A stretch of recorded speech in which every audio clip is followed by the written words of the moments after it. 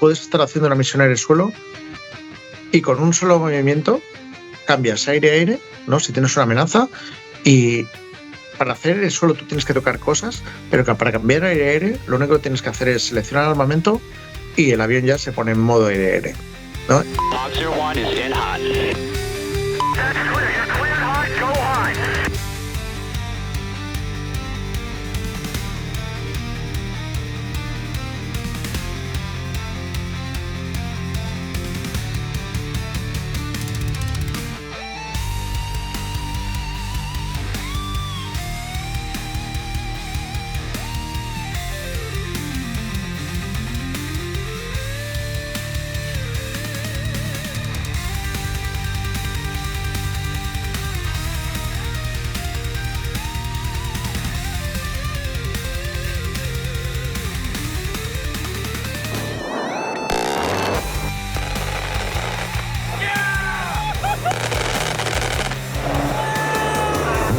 Hola, muy buenas de nuevo y bienvenidos a otro episodio de la realidad virtual a la vida real, la sección del podcast Hablemos de CS, en la que charlamos con profesionales dedicados al mundo de la aviación.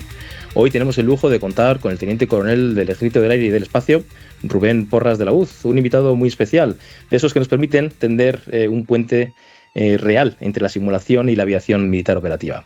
Nuestro invitado ingresó en la Academia General del Aire en 1994, pertenece a la 50 promoción y ha desarrollado una extensa carrera como piloto de caza en el Ejército del Aire y del Espacio. Ha sido instructor de caza, piloto de F-18, exhibidor de F-18, jefe de escuadrón, ha participado en misiones reales como ISAF en Afganistán y Unified Protector en Libia, y además de su experiencia en el cockpit ha ocupado puestos claves en el mando aéreo de combate, en el Centro de Operaciones Aéreas, en estructuras OTAN como el CAOC de Torrejón, y actualmente sirve en el cuartel general de la OTAN en Bruselas. Más de 2.600 horas de vuelo en aviones de combate tan icónicos como el F-5, el F-18, experiencia como FAC y ATAC, y ha tenido la suerte de participar en ejercicios tan internacionales tan importantes y que nos gustan tanto como el Red Flag. Y al mismo tiempo es un apasionado de la simulación aérea. En este episodio vamos a hablar de la aviación real de combate, de la simulación, de lo que DCS se parece o no a la vida real, y tenemos la suerte de poder contar con un piloto real para que nos cuente todas estas cosas. Así que, Rubén, bienvenido, muchas gracias por estar aquí en el podcast. Nada, muchas gracias a ti, Isaac, por invitarme, y un placer contar un poquito lo que ha sido mi experiencia profesional y mi conexión ahí luego con el mundo de la simulación. Un placer. Bueno, Rubén, son varios invitados del Ejército del Aire y del Espacio que han pasado por aquí por el podcast, y una pregunta que siempre os hago a todos: ¿cuándo os llega la vocación? Porque creo que es muy importante dejar claro que vosotros, antes de querer ser pilotos, queréis ser militares, ¿verdad? ¿Cuándo nace esa vocación en ti? Bueno, es muy sencillo. Yo, de cuando era muy, muy niño, yo soy hijo de militar. Entonces a mí me vino por familia, en realidad. Mi padre, lo que pasa es que no era piloto, mi padre era del Ejército del Aire también, cuando era el Ejército del Aire nada más, sino el Ejército del Aire del Espacio. Pero bueno, él era especialista de oficinas militares, tuvo una larga carrera y estuvo trabajando siempre en muchos sitios de responsabilidad. Pero cuando era pequeño, siempre nos llevaba a mis hermanas y a mí a exhibiciones aéreas, íbamos a bases aéreas pues de vacaciones a lo mejor, o íbamos a visitar a algún amigo, ¿sabes? Y siempre estaba todo muy relacionado, siempre tratábamos de ir a exhibiciones aéreas siempre que podíamos. Yo recuerdo de muy pequeño una exhibición aérea que hubo creo que fue en Getafe o en Cuatro Vientos, no recuerdo muy bien.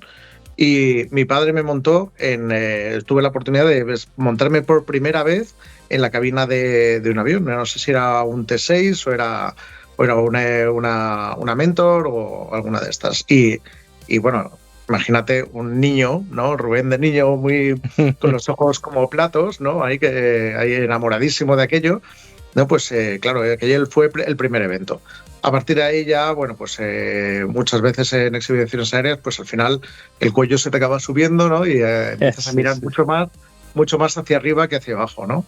Teníamos la suerte también, además que nosotros vivíamos muy cerca del aeropuerto de Barajas y muchas de las veces, bueno, pues pasábamos alguna tarde pues viendo allí los aviones despegar y aterrizar y, y bueno, el mundo de la aviación me ha llamado siempre muchísimo, ¿no? Y el mundo de la aviación militar, evidentemente, ha sido siempre mi más alta aspiración, ¿no? Y bueno, he tenido la suerte de poder dedicarme a una profesión que es lo que más me gusta en el mundo, ¿no? Es de las cosas más maravillosas que he podido tener en mi vida, la verdad. Pero bueno, sí, desde muy pequeñito era eso. La vocación te viene por determinadas vías, a mí me vino por familia y por experiencia. Sí, la verdad que es exactamente como lo has catalogado, la aviación es un mundo maravilloso. Es una suerte poder dedicarnos, ¿verdad?, a lo que es volar. Bueno, ingresas en el 94, ¿verdad?, en la Academia General del Aire, en la promoción 50. ¿Cómo fue la formación? ¿Te acuerdas de cómo fue el entrar en la academia, el proceso de selección y aquellos años? Bueno, pues sí, la verdad que lo recuerdo con mucho cariño. Son, bueno, como todos, ¿no? Años en los que tú eres joven, estás ¿no? Normalmente se dice, ¿no?, que tienes la bolsa o la botella de la ilusión llenísima, pero la de la experiencia la tienes bajísima, ¿no? Sí. Que al final eso te va cambiando, ¿no? Sí, en mi caso, todavía la botella de ilusión todavía tiene ilusión, mucha ilusión. Pero bueno, cuando eres joven, ahí al final lo haces todo con corazón, ¿no? Entonces llegas allí, es un objetivo cumplido una vez que apruebas la oposición y que logras ingresar. Bueno, pues tienes tanta ilusión que al final todo lo que es la academia, ¿no?, la instrucción al principio, el campamento y todo el paso por la academia, que es realmente, bueno, pues es una situación bastante dura en la que yo ingresé con 19, pues con 19 años te separan de tu familia, te vas a un sitio bastante lejano, de tu casa. Y bueno, y al final lo que está pasando es que te están cogiendo una gente que no conoces de nada a hacerte cosas que encima te hacen sentir muy incómodo, ¿no? Pero tú, sabiendo que eso es la formación que te da luego la experiencia para poder afrontar la vida militar, bueno, pues lo haces con muchísima ilusión. Y la verdad que contento, como te dije, aquellos momentos eran pues momentos de mucha ilusión, de echarle muchas ganas a todo y de empezar a formar lazos con muchos compañeros que, bueno, en el día de hoy, ayer, por ejemplo, quedé con uno de mi promoción que estuvo por aquí por Bruselas y son momentos que te unen a gente para toda la vida, ¿no? Y que te establecen unos lazos que no es que fuera no los tengas, pero que aquí al pasar 24 horas y tener experiencias a lo mejor que te exigen mucho, al final acabas apoyándote mucho unos en otros y formando lazos bastante buenos. El momento de la academia al principio pues es bastante chocante, ¿no? Porque pasas de un mundo muy cómodo a un mundo pues eso, que te exigen bastante. Pero bueno, al final tienes el objetivo siempre en mente en el futuro de empezar a volar, ¿no? Y empezar a volar y empezar a ser oficial del Ejército del Aire y del Espacio y bueno, eso es el objetivo, ¿no?, la meta que tienes todo el rato en la mente y es lo que te impulsa a no dejar la academia y a seguir avanzando. La verdad que te puedo decir que con mucha ilusión, la verdad. ¿Y qué fue lo más duro? ¿Lo más duro de la academia? Sí. Bueno, pues lo más duro de la academia realmente es, como te dije, el choque inicial. El choque inicial de estar cómodo, ¿no? Porque en la época en la que yo ingresé a la academia, claro, teníamos que pasar una oposición, no es como ahora que es con la nota de BAU. En aquel momento yo empleé 2 años de oposición para poder ingresar, ingresé a la segunda oportunidad y bueno, al final pero es una situación en la que tú estás de opositor en casa, estudiando, bueno, pues con tu familia al lado, con tu cama, tus cosas, ¿no? Y de repente, como te dije, pues la parte primera del campamento inicial, que es pues un choque bastante duro, eso fue un poquito lo que más te impactó. Luego es verdad que la academia tiene, o sea, al final es un proceso de endurecimiento ¿no? Que te hace bueno, que te formes un carácter determinado que te ayuda luego a poder sobrevivir o a poder vivir con la carrera militar, ¿no? Que tiene muchas cosas. Sí, completamente necesario. Es absolutamente necesario. Pero yo diría que el primer momento ese de el choque inicial, ese fue un poquito la parte más dura, ¿sabes? En aquella época tú ten en cuenta que nosotros, toda la promoción y todas las promociones actuales, estoy seguro que les pasa lo mismo, al final tienes tantísima ilusión y eres un chaval de entre 18 y 21, hay que al final es que te comes todo. O sea, es que sí. Pueden echar lo que sea, los instructores te están tratando de buscar los límites todo el rato y tú al final lo que haces es estar muy echado para adelante. Hoy en día, o sea, si a mí me toca con la edad que tengo, con 51, pasar la academia, te puedo asegurar que no lo vería igual. Bueno, sí. Eso yo creo que cualquiera que, incluso volviendo al colegio, seguramente veremos las cosas diferentes. Pero en aquella época, bueno, salvo pasada la del campamento inicial, luego hay muchas cosas, hay muchos momentos que lo pasas mal, pero al final se salta todo con lo que he dicho, con el bote de ilusión. Uh-huh. C-101, caza icónico español. ¿Cómo fue los primeros vuelos en el C-101? Pues muy emocionantes. Bueno, sabes que en la época que estuve yo empezábamos primero en la Pillán. Sí. ¿No? Teníamos un avión, es un avión de hélice de 300 caballos, o sea, de hélice de pistón, ¿sabes? De 300 caballos y con tren retráctil y tal, era fantástico. Y fue muy curioso porque recuerdo que el primer vuelo que hice en la Pillán, bueno, pues empiezas el curso, ¿no? Pues le dedicas ahí mucho esfuerzo a estudiar la Pillán, que bueno, no tiene tampoco demasiado, son 4 cosas, ¿no? Pero le dedicas mucho esfuerzo. Y el primer vuelo, cuando me bajé, o sea, a mitad de vuelo estaba mareadísimo, estaba diciendo, madre mía, digo, que se me había puesto mal cuerpo por todos lados, ¿sabes? El movimiento del avión, al final mi cuerpo no estaba hecho a ese momento y me mareé y empecé a pensar, digo, a lo mejor esto de volar no he nacido para ello, pero de repente hubo un momento, una chispa en mi cabeza y dije, no puede ser que me mareé volando cuando la máxima ilusión que tengo yo es volar un avión. ¿Sabes? Esto no puede ser. Y al final fue el único vuelo donde yo me mareé, en el primer vuelo de la Pillán. El curso fue bastante bien, es un curso muy selectivo porque al final se trata de quitar lo que, pues la gente que no se le da bien volar, ¿no? Y es muy elimina bastante gente de lo que es la fase de vuelo.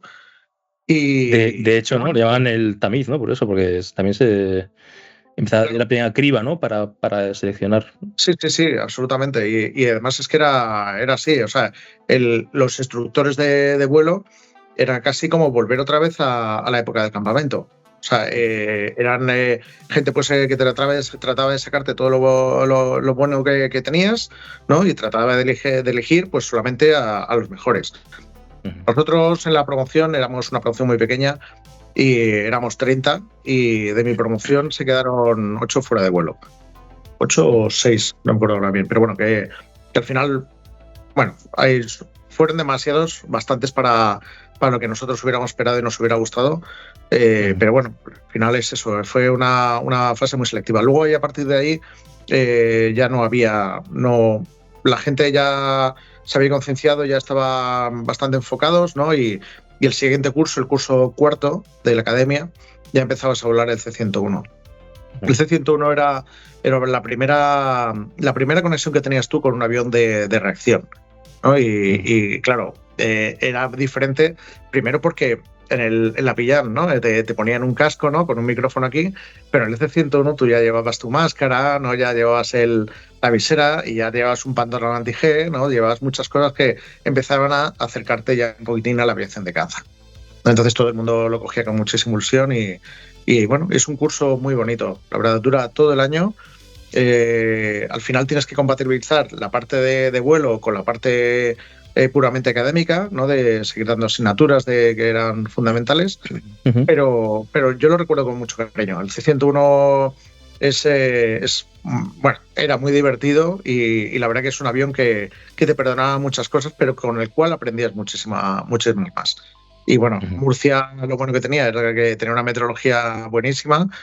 Y bueno, el C-101 no es como los aviones más modernos, ¿no? Que tiene un sistema integrado, ¿no? De navegación y tal. Eran los relojitos, ¿no? Y el RMI, ¿no? Y el BOR y el TACAN y ya está, no tienes más, ¿no? Pero bueno, eso al final lo que te hacía era trabajar la mente y trabajar de tal forma que tú eras capaz de orientarte en vuelo sin necesidad de tirar de un GPS. Y es, como te digo, es un avión que a mí me gustaba muchísimo y me pareció tremendamente divertido. La verdad que fue una experiencia muy bonita, la verdad. Tú, desde que entras en la academia, supongo que querías caza y ataque, ¿es lo que tenías como objetivo? Sí, por supuesto. Sí, entonces cuando llega ya cuarto, ¿no? El último curso, es una criba, ¿no? Que ya digamos que os seleccionan para lo que es caza y ataque o helicópteros, claro, o transporte. ¿Cómo fue el momento en que te dicen que estás seleccionado para irte a Talavera, a la 23 y aprender a volar el F5? Pues como estar en un sueño, fíjate, o sea, el C-101 lo bueno que tiene es, la peculiaridad que tiene es que al final del curso había algunos de los alumnos, ¿no? Que le daban la capacidad, ¿no? de poder ir a reactores, ¿no? A aviación de caza, y otros alumnos pues pasaban el curso pero no le daban la posibilidad de ir a reactores, ¿no? Porque, bueno, pues por las circunstancias de lo que sea. ¿No? Entonces, que a ti te digan que puedes ir a reactores es también como que te señalen y te digan, bueno, es que tú eres bueno, ¿sabes? Entonces, ya no es solamente que sea tu sueño, ¿sabes? Que sea algo que todos hemos anhelado cuando hemos ingresado a la academia, sino que además es que te han elegido como uno de los buenos, ¿sabes? Del curso. En la promoción, pues al final un poco menos de la mitad íbamos a reactores. Hubo 2 de la promoción que tuvieron la suerte de hacer el curso, porque en aquella época se hacía, de hacer el curso en Estados Unidos, en la base en Texas, ¿cómo se llama la base? Ahí no me acuerdo ya. Pero bueno, que hicieron el curso en Estados Unidos, ¿no? En el T-38. Y bueno, yo fui uno de los 4 que iban a elegir, ¿no? para cribar y decir, 2 van a Estados Unidos. Bueno, pues al final, los otros, al final, con los criterios de criba, bueno, pues les mandaron a Estados Unidos, tuvieron más suerte que yo, ¿sabes? Pero bueno, yo no me considero ningún desafortunado, la verdad, porque ir a Talavera, pues es también como conseguir un objetivo bueno en la vida, ¿no? O sea que es un éxito. Y cuando te lo dicen, cuando ya te dicen que tienes la capacidad, ¿no? la posibilidad de ir a Badajoz, bueno, pues es una noticia extraordinaria y te sientes, pues eso, muy afortunado, la verdad. Sabes que el curso es exigente, que va a exigirte muchísimo más que transporte y que helicópteros, pero bueno, en el fondo igual. El saco de la ilusión hace que tú te lances, ¿no? A la aventura y que en esa época pues lo que tú quieres es pues eso, correr aventuras y que te pongan retos que tú debas superar. Así que bueno, me pareció muy, muy estimulante, la verdad. Bueno, y como esto es un podcast en el que mucha gente, ¿no? ama la simulación y en veces se te muere suerte de poder volar el F5, siempre me gusta preguntaros ¿cómo fue tu sensación cuando te sentaste por primera vez en el F5 y ese despegue con postquemador? ¿Cuáles fueron tus sensaciones? Bueno, el vuelo en el F5, claro, lo comparas con el C-101, ¿no? Y te das cuenta de que, claro, de repente el C-101 pasó de ser la niña bonita, ahora era nada, una especie de secador de pelo, ¿no? Que echa aire para atrás, ¿no? Y que tiene una senda muy tendida, ¿sabes? Pero, por ejemplo, en el F5, claro, hacías por primera vez los despegues con postquemador, el empujón es mucho más fuerte, evidentemente.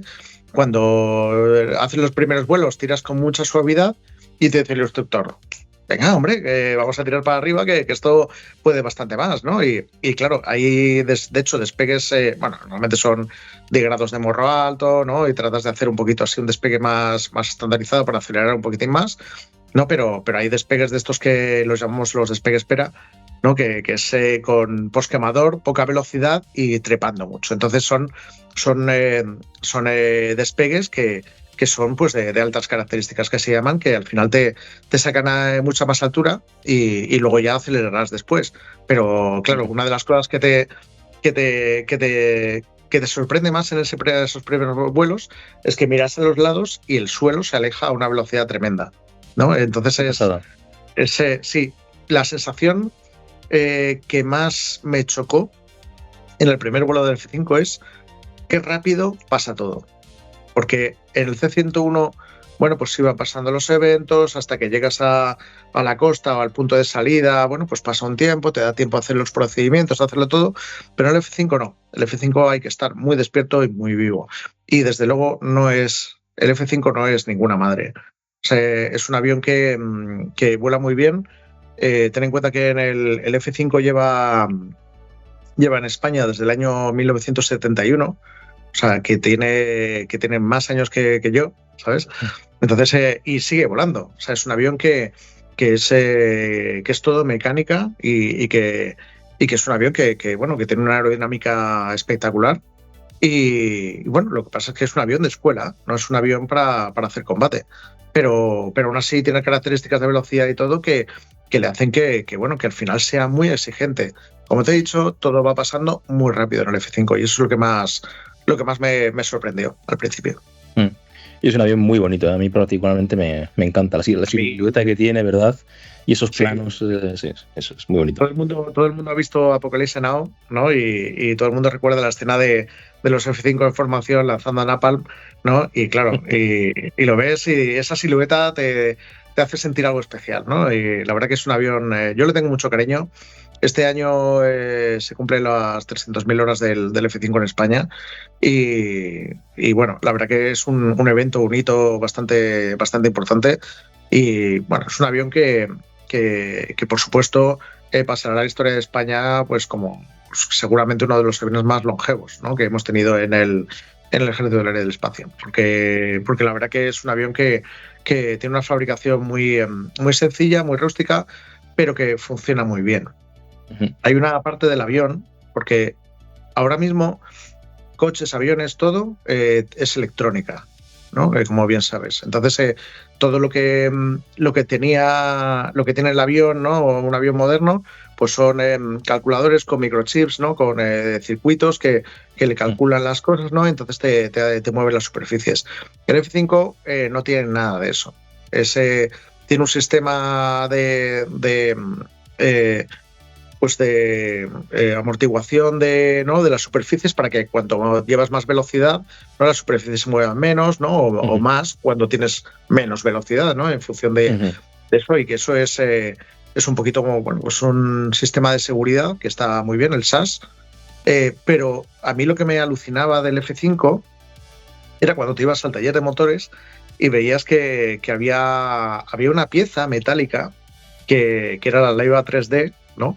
Que es una pieza que en función de cómo se mueve por un eje o cómo rota alrededor de ese eje, ¿no? Según lo que le pides tú, va con unos sensores que van tocando esa pieza, ¿no? Que tiene una superficie determinada, con una determinada geometría, ¿no? Y entonces eso le da las instrucciones al motor de cómo tiene que hacer la inyección o cómo tiene que manejar pues todos los parámetros del motor. Y eso es una pieza metálica que dices, ¿quién se le ha ocurrido? ¿Qué mente? Por mecánica, sin tener que estar... Claro, qué bueno. Es absolutamente sorprendente. Es que cuando den de baja el F5, yo quiero tener una pieza de esas en mi casa. Porque dices, eso me parecía tan alucinante, ¿sabes? Porque, claro, todo el mundo dice, bueno, pues si tienes un móvil o tienes cualquier cosa, tienes una tecnología, te hace un cálculo y al final, pues, con calculadoras y con cosas, pues al final se saca todo. Pero que hagas una pieza de esas características me parece alucinante. Y eso es intemporal, es decir, eso funciona lo mismo en el año 71 que en 2026 que estamos ya. Me parece tremendo. ¿El F5 que volaste tú es igual que el modernizado o llegaste a volar, digamos, la versión anterior a la modernización? Yo llegué a volar la versión anterior porque cuando yo terminé la academia en el año 99, acababa de terminar el curso de caza. Es decir, yo había empezado a volar el F5 en el año 98, en septiembre, bueno, en septiembre había llegado a la Talavera, no, pero bueno, a partir de septiembre empezaba el curso. Y en el año 99 me quedé destinado allí por 5 años, es decir, hasta el 2004. Es decir, toda la parte de la modernización del F5, bueno, pues la viví yo estando destinado allí. Claro. Entonces pude ver el avión antiguo, ¿no? Que el avión antiguo era pues como sale en DCS, ¿no? El avión de DCS es la versión Eco. Es decir, que tiene radar, ¿no? Tiene el radar muy básico, pero tiene radar. Y relojitos. Claro, pero todos los relojitos, toda la secuencia de relojes es igual que en el F5 Bravo, ¿no? Que como lo teníamos en el antiguo. Lo que pasa es que de hecho el visor es exactamente igual, es un visor de Piper fija, ¿no? De que puedes mover según las milésimas, ¿no? Que le pongas, ¿no? Y podía bajar o subir. Igual que en el F5 del DCS, pues exactamente lo mismo. Lo que pasa es que el sistema era mucho más rudimentario, no tenía ningún radar, con lo cual no te hacía ningún cálculo. Y donde ponías la Piper, ahí se quedaba y tenías que calcularlo y hacer cálculos muy finos para poder hacer tiro aire-aire o tiro aire-suelo. El F5, evidentemente, para hacer aire-aire, bueno, pues no sea lo más apropiado, pero bueno, era muy divertido, por ejemplo, con el F5 hacer aire-suelo, porque al no tener ningún tipo de radar ni cálculo de distancia, tú tienes que hacer los cálculos en el suelo de cómo vas a tirar una bomba, ¿no? Con la parametría entrando en tablas y volar exactamente lo que tú has planeado para tirar la bomba. ¿Y qué pasa si no llegas a la altura con la velocidad, con el ángulo, sin Gs, ¿sabes? Para tirar la bomba y llegas más alto y la Piper está en el blanco. No, pues tienes que pensar, ¿no? Si tienes que tirar antes o después en función de cómo va a hacer la parábola la bomba. O sea, al final es muy rudimentario, pero era enormemente divertido, porque de verdad que esas cosas al final lo que te hacen es exigirte a ti como piloto, ¿no? Y que tengas que volar realmente el avión, ¿no? Y que no sea el avión el que lo calcule todo por ti. Tienes que corregir, ¿no? En vuelo, realmente. Sí. Esto que comentas tú, yo lo he sufrido, salvando las distancias, lo sufro alegremente con el F4 en DCS, porque no tiene ninguna mirilla CCIP. Entonces lo que dices tú es poner los cálculos, hacer las tablas, vale, tienes que entrar a 5.000 pies, a 350 nudos, etcétera. Qué difícil que es, porque... Es muy ahora difícil. Bien, cuando la bomba da en el clavo, qué gusto te quedas, ¿eh? Ya, desde luego. Bueno, de hecho, todas las veces que hemos ido a Bardenas a hacer tiro, porque cuando, ¿no? Con los destacamentos que hacíamos con el F5 con los alumnos o nosotros mismos, claro, era como, bueno, cada vez que te decía el controlador de la torre de Bardenas, has dado el blanco, o sea, es como, bueno, una celebración. Había pilotos que llevaban tantas horas de vuelo allí en el F5 en Talavera que nosotros, claro, cargábamos 6 bombas en el contenedor que llevamos en el F5. Pues daban 6 dianas, ¿sabes? ¿Qué dices? Claro, había alguno que era absolutamente espectacular. O sea, había algunos pilotos que eran auténticos virgueros, llevaban ya tanta experiencia y sabían perfectamente cómo funcionaba el avión que les salía solo. Que es el objetivo realmente de esas prácticas, ¿no? Que practiques algo, ¿no? Que al final lo mecanices y tú no tengas que pensar ni tengas que gastar neuronas para poder tirar una bomba en el blanco. O sea, me parece algo como mágico, ¿no? Es como te da un superpoder especial, ¿no? No, porque el F-18, ¿no? Aviones más modernos, bueno, pues te va calculando todo y dice, bueno, pues cuando esté la cruceta encima, aprietas al pickle, ¿no? Y sale la bomba y la bomba da en el sitio.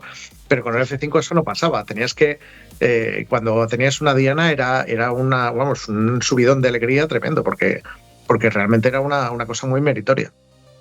Has comentado que terminas en lo que es la academia, ¿no? O terminas tu fase de instrucción en Talavera, sí, y te quedas en Talavera.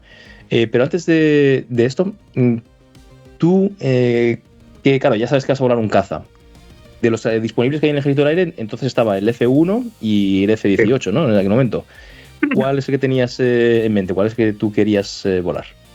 Bueno, hombre, todo el mundo quiere el F-18, ¿no? Porque al final, bueno, yo, como sabes, he nacido en Madrid Y a mí ir a la 12 pues era un objetivo. Al final era como volver otra vez un poquito a Madrid, ¿no? Y estar cerca de mi familia, ¿no? Pero bueno, en aquella época mi puesto en la promoción al final me permitía poder aspirar al F1, al Albacete, ¿no? Que era lo que tenía más opciones, ¿no? De hecho, de cuando salieron las vacantes, ¿no? Claro, iba eligiendo todo el mundo. Nosotros ya anticipábamos un poquito, ¿no? Al final eran 3 a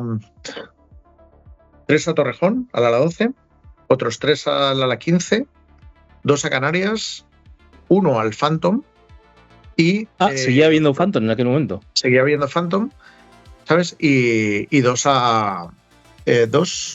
a Albacete y luego 2 a Badajoz, claro. Entonces que cuando empezaron a hacer el reparto, digo, bueno, pues me da para ir a Albacete, ¿no? Porque al final, Canarias, había 2 canarios, en Torrejón ahí pues se iban a ir un poquito los números 1, ¿no? El que no al Phantom, en fin, yo veía que podía quedarme en Albacete sin ningún problema. Yo estaba ilusionadísimo. El F1 me parece un avión también espectacular, ¿sabes? Y era ya un salto más allá del F5 que me ilusionaba bastante. Pero bueno, la verdad que hice bastante buen curso de vuelo y gracias a que hice buen curso, los instructores que había allí al final se fijaron en mí y dijeron, bueno, pues este hombre la verdad que vale para instructor. Entonces no tuve posibilidad de elegir. Me dijeron, bueno, pues te quedas aquí en Badajoz y continúas aquí haciendo tareas de instructor. No las haces el primer año, ¿no? Pero bueno, te quedas ahí destinado. Es curioso esto que comentas, ¿verdad? Porque compañeros, ¿no? Como Miguel Ángel, que está aquí en el podcast, él fue instructor en F5, pero fue a posteriori, ¿no? Entonces, sí. En tu caso, ¿cómo? Claro, pero la gente puede pensar, ¿cómo una persona, ¿no? Que no ha sido piloto caza en un escuadrón puede instruir? Pero lo mismo pasa en la vida civil. Los pilotos civiles, cuando terminas de entrenar, digamos, o de hacerte piloto, muchas veces te haces instructor y inmediatamente empiezas a enseñar a la gente. Entonces, ¿cómo fue este proceso para ti? ¿Qué te pareció? Y una pregunta te haría, ¿no? ¿Qué aprendes de un instructor? ¿A enseñar o a volar mejor? Bueno, aprendes un poco de todo, ¿no?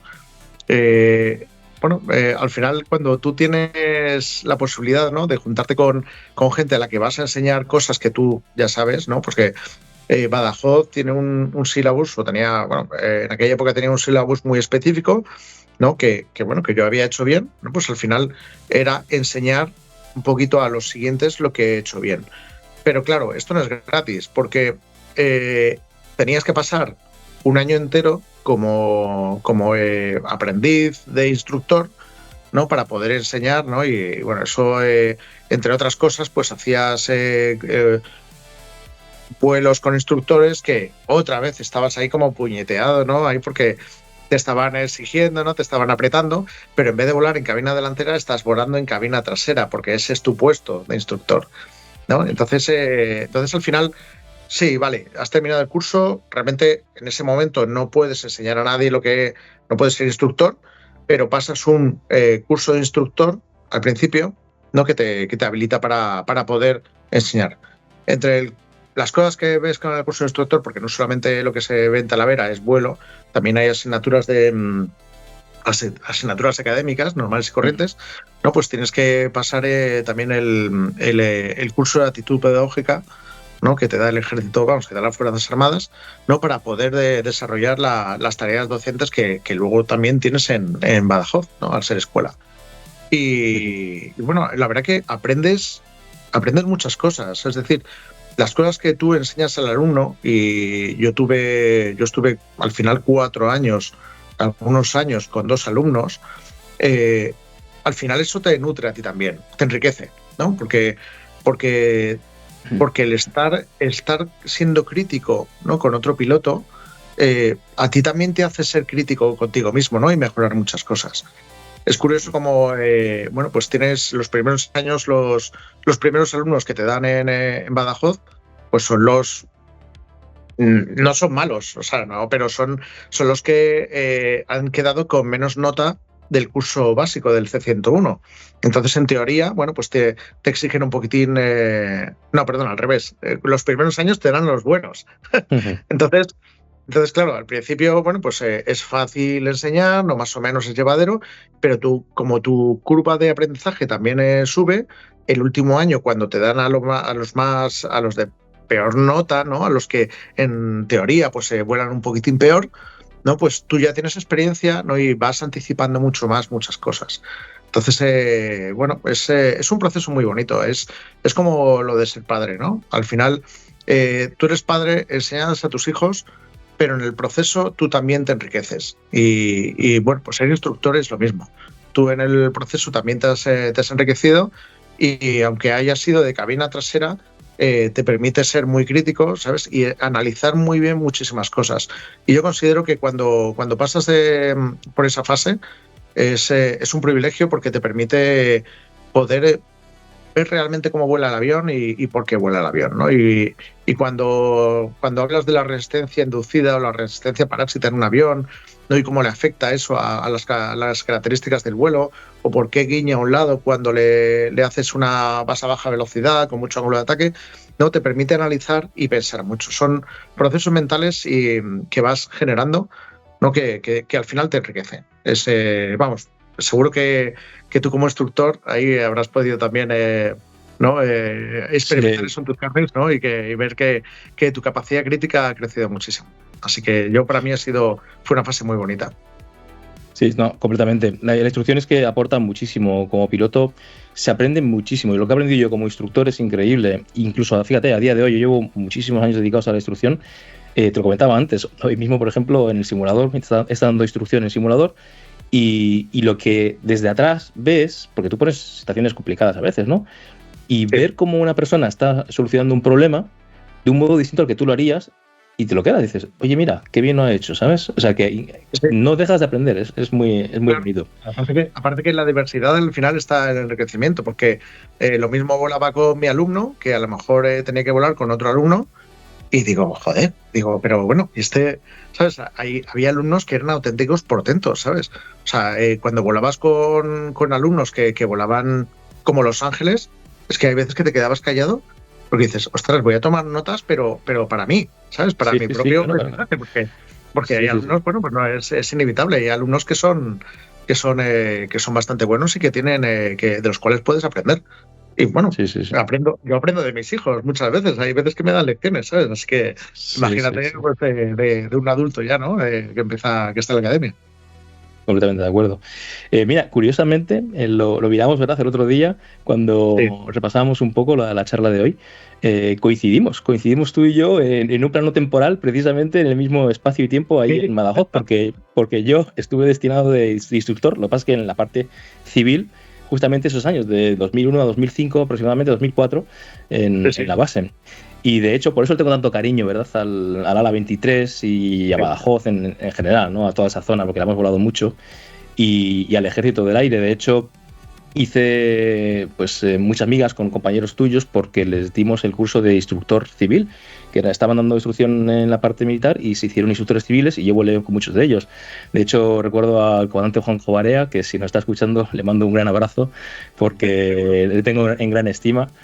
Y además me enseñó la base, que es muy bonita, el simulador, etcétera. Así que, y además tenemos anécdotas muy bonitas, ahí en el punto de espera, haciendo prueba de motor, ver los F5s, incluso algún vuelo en el que de repente escuchaba Isaac, ave que vuela la cazuela, y de repente pasaba un F5. ¡Uf! Y digo, mira. Muy bonito. Badajoz es una base, la verdad que encantadora. Estoy muy de acuerdo y coincido mucho contigo. Badajoz, bueno, la base y la ciudad, ¿no? Y la zona. Y la gente. Sí, la gente, en realidad, le coges muchísimo cariño porque te acoge, ¿no? Y la base es muy pequeñita, ¿no? Y el entorno de la comunidad que había ahí de vuelo, tanto civil como militar, ¿no? Al final teníamos mucho contacto, ¿no? Y te permitía, pues eso, el que ha volado alguna vez, sea en un avión comercial o en un avión de privado o en un avión de caza o en un helicóptero, al final es la sensación de estar en el aire, eso une mucho, ¿no? Y al final te genera lazos, ¿no? Que son muy bonitos, la verdad, ¿sabes? Pasa lo mismo con la aviación virtual, ¿eh? O sea, en realidad es tremendo, porque fíjate, yo tengo muchos amigos que son spotters, ¿no? Y ni vuelan, ¿no? Ni, bueno, son aficionados a la fotografía, ¿no? Pero compartimos también la ilusión por la aviación, ¿sabes? Y por supuesto, hay amigos que incluso antes de meterme yo en la academia, incluso antes de mi amigo ser spotter, ya éramos amigos, ¿no? Pero al final dices, todo lo que sea compartir un hobby, una ilusión, un amor, un cariño por algo, al final te une, ¿no? Y tú hablas cuando han venido, por ejemplo, spotters a ver el avión, ¿no? En Badajoz o en Torrejón, claro, te dicen los spotters, es que somos unos frikis aquí, unos muchachos ahí, unos locos, tal, que no sé qué. Digo, me parece fantástico. Si es que yo, si no estuviera aquí, a lo mejor estaba ahí con vosotros, ¿sabes? Porque me encanta tanto la aviación. ¿Sabes? Que al final lo que quieres es estar ahí al lado de un avión, ¿no? Y tomar una foto y ver algo. Te enamora, realmente. Es una cosa súper bonita. Y lo mismo pasa con la aviación virtual. Yo he conocido muchísima gente, bueno, pues a través de la aviación virtual que son enamorados. Son tíos que realmente esto les late el corazón tantísimo por la aviación, tantísimo como me late a mí cuando vuelo, ¿no? Cuando me acerco a un avión o me subo a volar. Así que, bueno, pues al final la vida se trata de eso, ¿no? De tener ese tipo de conexiones con gente, ¿no? Como fue el caso tuyo con Badajoz y en nuestro caso con los que estabais ahí en el mundo civil, ¿no? Ahí acompañándose en el aire. Sí. Sí, me acuerdo un vuelo muy gracioso porque justamente era el primer vuelo de un compañero vuestro y esa mañana había volado el F5. Entonces por la tarde se pasó a volar conmigo y era la primera vez que volaba en avioneta, realmente. Sí. En ese tipo de avioneta. Y me acuerdo que haciendo una aproximación, el tío decía, madre mía, pero esto es que se va a caer, es que siento que se va a caer. Claro, lo lento que iba con respecto a la mañana, ¿sabes? Era... Claro. Sí. Bueno, es un mundo muy bonito, pero yo, en los años que estuve allí en Badajoz, también fui testigo, desafortunadamente, ¿verdad?, de que tenéis un trabajo complicado y peligroso, ¿verdad? Se acercaba, creo que era el 50 aniversario, pues el 25 aniversario de la base, y... El 50 aniversario. El 50 aniversario. Y entonces iba a venir el rey, se iban a hacer, obviamente, pues festejos para celebrar ese hito tan importante también de la base, y se estaba preparando una tabla de exhibición con el F5 y me acuerdo esa mañana, estaba yo una mañana ahí desayunando y de repente oímos las sirenas y vimos el fuego, humo, etcétera, ¿no? Por desgracia, pues el capitán Manuel Rivera pues tuvo la mala suerte de fallecer, descansa en paz, un abrazo a su familia, ¿no? Yo en este caso, obviamente no lo conocía, ¿no? Yo sé que para vosotros sería muy duro, pero fíjate tú, lo que comenté antes de los lazos, mi jefe de base en aquel momento, Pozo, también si me escuchas, un abrazo, estaba muy unido a él y a su familia. Tenía un niño pequeño, si no recuerdo mal. Sí. Y claro, yo vi lo duro que fue. Fíjate, eran amigos simplemente. No tenían, digamos, la unión que tenían o tenéis vosotros en el ejército. Pero lo duro que fue ese momento para mi amigo, que era Pozo, y ver que se había escapado la vida de una persona tan joven. ¿Qué nos puedes decir de esos momentos complicados? Bueno, son momentos complicados, evidentemente. Mira, Manolo fue uno más de los que yo he perdido, ¿no? De los compañeros que he perdido. El caso de Manolo, ¿no? Y un poquito como homenaje a él, aunque te digo, cualquiera, al final conoces a la familia, ¿no? Y tienes amistad con él. Yo me acuerdo de Manolo, cuando se iba a ir a ver la exhibición, me crucé con él enfrente entre el edificio donde teníamos el equipo personal, ¿no? y el edificio de Fuerzas Aéreas, ¿no? Me crucé con él de frente y me giré y digo, bueno, que tengas buen vuelo, ¿eh? Y me acuerdo que le vi como siempre le he visto y como me gusta recordarle, con la sonrisa que siempre llevaba. Era una persona absolutamente extraordinaria, o sea, como piloto impecable, un hombre que tenía una experiencia tremenda y con un valor humano tremendo. Y esa fue la última vez que vi a Manolo, ¿no? Evidentemente, cada vez que pierdes un compañero, pues se pierde algo de tu vida, ¿no? Porque las personas que vamos teniendo en nuestra vida, pues al final, pues, te van dejando huella, ¿no? Te van dejando, ¿no?, marquitas, ¿no? Y recuerdos. Pero mira, siempre te acuerdas de las partes buenas, ¿no? Las partes donde tú has tenido una bonita experiencia, ¿no?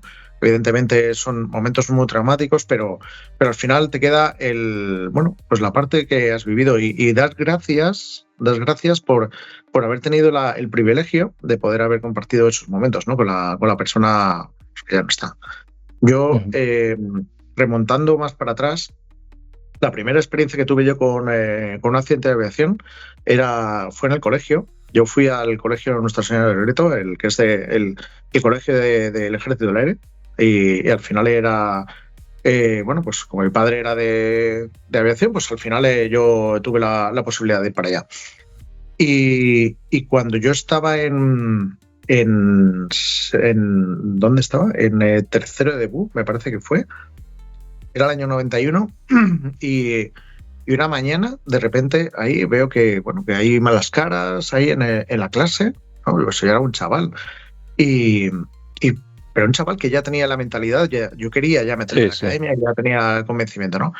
Y digo, ¿qué ha pasado? Dice que el padre de Luis se ha matado en un avión. Esa fue la primera vez que yo tuve un contacto con este tipo de situaciones, ¿no? Luis era un compañero mío de la clase, muy amigo mío, extraordinaria persona, con una familia extraordinaria también. Los he querido mucho a todos, ¿no? Y me acuerdo mucho de ellos. Y bueno, su padre era el teniente coronel Hurtado, que se mató en Bardenas y fue uno de los fallecidos del F-18 del ALA 12, ¿no? Entonces ese fue mi primer contacto, ¿no? Con este tipo de situaciones. En la academia, ya como militar, hubo un accidente también mortal, que fallecieron el instructor y el alumno.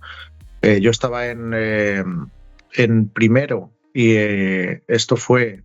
No, yo estaba en segundo, perdona, y esto fue un accidente de C-101 con los que estaban en cuarto, ¿no? Y bueno, y a partir de ahí todo el mundo, ¿no? Todos los que vas perdiendo de camino, pues son gente con la que te ha unido algo, siempre. Entonces, en cierta forma, como esto es una pequeña gran familia, conoces a todo el mundo, conoces a la familia de todo el mundo, conoces a los hijos de todo el mundo. Cuando te vas al funeral, a la madre la conoces, le das un abrazo y tratas de reconfortarla, es imposible. Pero bueno, estamos al final haciendo una piña, ¿no? Son situaciones duras y bueno, hay que estar ahí con la gente, ¿no? Y con la familia. En nuestra promoción, nosotros tuvimos 2 accidentes mortales, ¿no? Y hemos perdido a 2 compañeros. Alejandro Esteban, que falleció en un accidente de F1, ¿no? Que en una aproximación con mala visibilidad, ¿no? Pues tuvo un error de posicionamiento, ¿no? Con el F1 tenía un sistema de navegación que podía tener a veces algún problema, no supo de alguna forma identificarlo y al final impactó, colisionó con una montaña, ¿no? y perdió la vida. Y bueno, Ángel Álvarez Regada, que estaba en el F5 como teniente coronel, como comandante, perdona, que en 2012, ¿no? Pues fue el que tuvo un fallo de motor, ¿no? Intentaron volver a Badajoz, ¿no? Y bueno, en el aterrizaje el alumno al final saltó con el asiento eyectable, que era ya el avión modernizado y te permitía saltar, pero Ángel no pudo saltar y bueno, y al final después de la toma y todo eso, pues al final falleció, ¿no? Entonces, bueno, tanto Alejandro como Ángel, pues evidentemente a la familia los conocemos, ¿no? Y estamos muy, muy apegados a ellos, ¿no? Y bueno, Alex no dejó hijos, pero Ángel sí que dejó mujer y 2 hijos. Y bueno, aún a día de hoy todavía pues estamos pues ahí tratando de estar con ellos lo que podemos y bueno, y nos acordamos mucho de ellos pues prácticamente siempre, ¿no? Siempre sobre todo siempre que nos juntamos los de la promoción, ¿no? Y siempre que te juntas con la gente que es más cercana, pues al final te unes como una piña, ¿no? Es lo que tiene. No, lo harías igual que con tu familia. Así que no, no deja de ser, por eso digo que no deja de ser una gran familia en la que cada vez que surge una situación de estas, pues al final te pegas, ¿no? a la familia y bueno, y te juntas para tratar de minimizar un poquito pues el dolor, ¿no? que sientes ahí. Que tú también lo sientes, por supuesto. Que no dejas de ser una persona. Bueno, es un tema un poco feo, ¿no? Pero también es que hay que ser conscientes, ¿verdad? De que tenéis un trabajo muy bonito, pero complicado y peligroso. Y os debéis, ¿verdad? Para España, y el servicio que estáis dando a España es importante ponerlo en valor. Así que muchas gracias.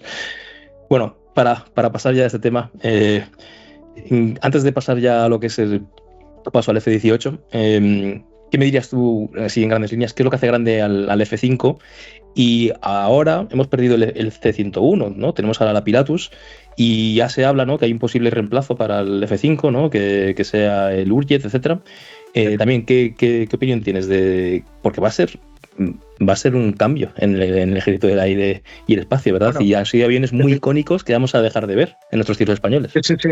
Bueno, dejaremos de ver porque es necesario. Es lo que hablaba antes. El F-5 ya lleva muchísimos años, lleva muchas modernizaciones, pero es una célula muy antigua que tienes que renovarla. O tienes que renovar el avión. El F-5 con la modernización ganó muchísimo porque te permitía poder hacer ejercitar, ¿no? el radar, ¿no? y era muy útil, ¿no? para cuando haces la transición a otro tipo de aviones, Eurofighter, F-18, ¿no? pero es un avión que ya se ha quedado muy atrás, ¿no? y ya es un tema de no es tanto un tema de seguridad como es un tema de eficiencia, ¿no? Al final mantener el F-5 ya es una tarea, cada vez va siendo más difícil, cada vez van haciéndole más revisiones de todo tipo, más en profundidad, y llega un momento en el que, como te digo, no es un tema de seguridad, ¿no? Los aviones cuando los sacas a volar, aunque sean muy antiguos, aunque sean de la Fundación Infante de Orleans, por ejemplo, esos aviones, si no tienen la firma de un ingeniero que dice esto puede volar, ese avión no vuela. Entonces, que el F-5 siga volando quiere decir que tiene un mantenimiento bastante bueno, que se sigue pudiendo mantener y que vuela con seguridad. Pero, evidentemente, pues hay que cambiar de célula, algo mucho más moderno, con más potencial de horas y con más cercanía a los aviones que el Ejército del Aire y del Espacio va a tener en el futuro. Entonces, bueno, es necesario el cambio. Que el Hurjet sea una buena elección o no, bueno, yo ahí no me meto. Es una decisión que se ha tomado. Es un sistema que se ha aprobado, ¿no? Se ha valorado mucho, entre otras opciones. Entonces, bueno, yo creo que hará buen papel. Es como sabéis, una tecnología que es nueva, ¿no? Es un avión que no es como la Pilatus, que está probadísima, ¿no? Pero es un avión que no tiene por qué ir mal, y es un avión que yo creo que tiene buenas características y que puede hacer buen papel, y que quitarle el protagonismo que ha tenido en el Ejército del Aire y del Espacio el F-5 es poco menos que imposible. Va a ser complicado, ¿verdad? Sí. Va a ser muy complicado. Pero bueno, ahí está, ¿no? Y veremos a ver cómo sale, y hay que tomárselo con ilusión y con ganas. Y yo creo que Turquía tiene una industria aeronáutica y de defensa muy buena ahora mismo, y bueno, es una apuesta que ha hecho España por ese avión, y yo creo que puede ser bastante acertada. Entonces está, vamos, yo creo que es una cosa bastante positiva. Bueno, pues sí, a ver, ¿no? Que si conseguimos, ¿verdad?, reemplazar estos aviones tan icónicos. Pero bueno, antes de pasar a tu siguiente destino, que es del ansiado F-18, que yo tenía muchas ganas de tener un invitado como tú para que nos hablara de F-18. Y primero hiciste un curso de designación láser y de FAC o JTAC. Para la audiencia que no conozca muy bien qué quiere decir FAC o JTAG y este curso de generación láser, ¿qué nos puedes decir? Porque es una de las partes que más me gusta a mí en DCS, precisamente el tipo de misión que más me gusta. Bueno, no me extraña que te guste porque a mí también me hacía muchísima ilusión hacer el curso de FAC. El curso, bueno, primero empezamos con el curso de láser. El curso de láser era un curso específico del F5. No, el F5 tenía antes, ahora los aviones todos tienen un pod de targeting, ¿no? que designa, ¿no? que guía el armamento, pero antes lo que se hacía era lanzar armamentos de un avión, un F1 o Mirage 3, ¿no? Armamento guiado, y un F5 tenía un equipo que iba en el lado derecho que hacía el guiado terminal, ¿no? Con el láser. Uh-huh. Entonces, el piloto de atrás lo que hacía era con un visor, ¿no? Apuntaba al objetivo, ¿no? y tenía la capacidad de poder emitir un láser, ¿no? desde dentro de la cabina, con lo cual había que llevar protección de ocular y todo, ¿no? Y te permitía, pues, hacer guiado terminal del armamento, ¿no? Entonces, bueno, como era una de las funciones tácticas que no estaban contenidas dentro del curso de estudios de los alumnos, era para instructores, por lo tanto, pues bueno, era necesario hacerlo. Y la verdad que es un curso que es muy interesante. No tiene utilidad ya, evidentemente, ya con todo el pod listening, por ejemplo, que tenemos en el Ejército del Aire, ya no hace falta hacer designación. Es más, con la cabina nueva del F5 ya tampoco es posible llevar el emisor de láser, con lo cual, bueno, pues, es un curso que era un legacy, ¿no? Un legado de antes, ¿no? que nosotros tuvimos la capacidad de poder hacer, ¿no? Y era muy bonito porque cuando tú veías un objetivo, el piloto de la cabina delantera, que era el piloto que llevaba el avión, ¿no? Con un lápiz graso se marcaba en la cúpula donde estaba apuntando el láser, ¿no? Dice, cuéntame cuando esté apuntando el láser al objetivo. Y le dices, ya. Pum. Y entonces él se hacía una marca, ¿no? Para saber dónde tenía que mover el avión para permitir al operador de la cabina trasera apuntar el láser hacia el objetivo.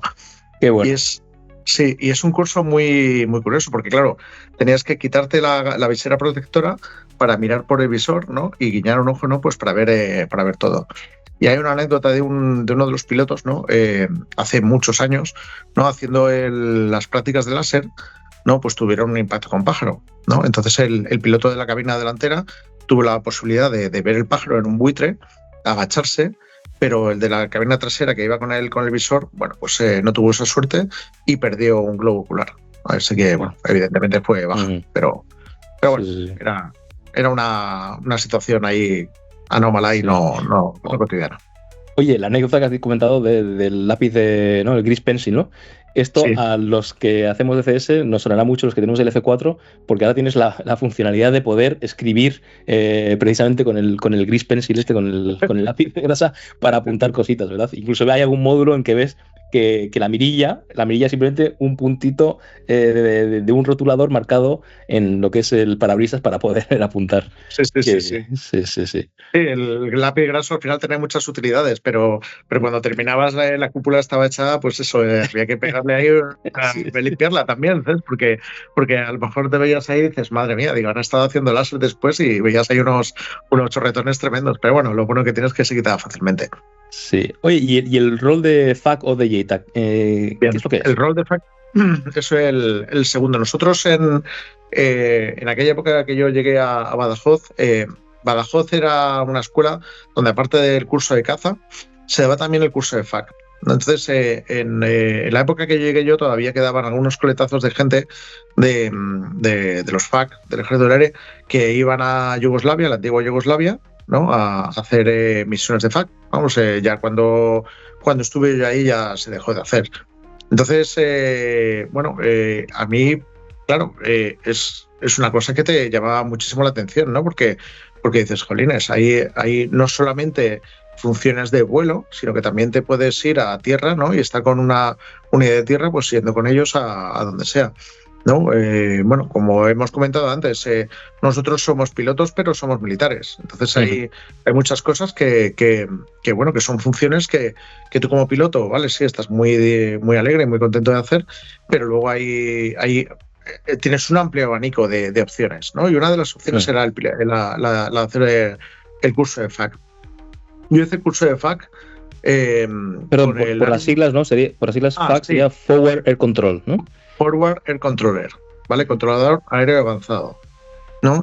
Ahora se ha cambiado del término FAC al término JTAC, ¿no? Que es un término un poquito menos amplio que el de FAC, ¿no? Pero que da cobertura también a poder meter gente de tierra, ¿no? Y de la Armada, ¿no?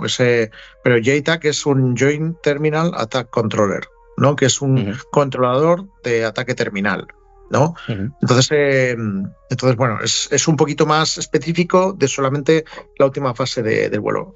El FAC comprendía muchas otras cosas, que era la preparación de la misión, la coordinación previa para poder realizar la misión, ¿no? Y era mucho más amplio. Pero bueno, yo en ese año hice el curso de FAC porque al final nosotros teníamos que dar clases del curso de FAC, ¿no? Y bueno, eso implicaba pues que tú ya no eras el que estaba en el avión, sino que estabas con los zapadores, ¿no? En la unidad de operaciones especiales del Ejército del Aire y del Espacio, bueno, pues en tierra, ¿no? Y con los instruidos, ¿no? Que ibas a hacer pues sus prácticas, ¿no? Y me parecía una cosa apasionante, ¿no? Estar en el campo era una cosa que me llamaba bastante la atención. Entonces yo hice el curso para poder ser instructor de FAC en Talavera. Y bueno, ese fue el motivo de realizarlo. Luego ya más adelante, ahí cuando seguimos con la historia, ya vemos la otra aplicación. Es que claro, puede haber algo más bonito que dar el apoyo de las tropas de tierra desde el aire. Para mí yo creo que es la misión la que más me gusta y creo que es la misión que quizás más puede unir, ¿verdad? Estos dos ejércitos, el ejército del aire y el ejército de tierra, y el poder ayudar a la persona que está abajo pasando un momento complicado. Claro, como has comentado tú, primero eres militar y también estás, gracias a este tipo de desempeño, estás viendo el trabajo de tus otros compañeros en tierra, ¿vale? del mismo ejército español. Y a ti como piloto ese momento, ese punto, ¿cómo cambió la forma de ver el combate aéreo viendo a la gente en tierra? Bueno, es como te digo, muy interesante. Es sobre todo estimulante, ¿no? Porque cuando tú vuelas, ¿no? Y haces una misión de aire-suelo, ¿no? Bueno, pues al final pues tú estudias el objetivo, ¿no? Vas, sobrevuelas, tiras tu bomba y sales corriendo porque hay amenaza antiaérea, ¿no? Y te tienes que agazapar en el terreno o volar muy alto, pero sobre todo muy rápido.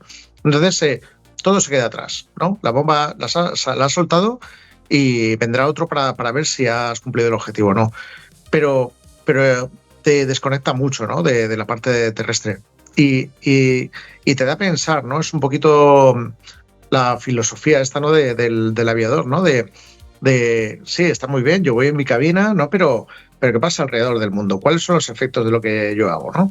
Entonces, claro, una de las cosas curiosas, ¿no? De cuando haces los cursos de vuelo, ¿no? Y cuando estás ya evolucionando profesionalmente, es estudiar pues el tema de daños colaterales, ¿no? Y ves qué es lo que provocas tú cada vez que lanzas una bomba o que lanzas un misil contra algo. ¿Cuáles son los efectos que tiene, pues térmicos, de onda expansiva, de cuál es lo que provoca, ¿no?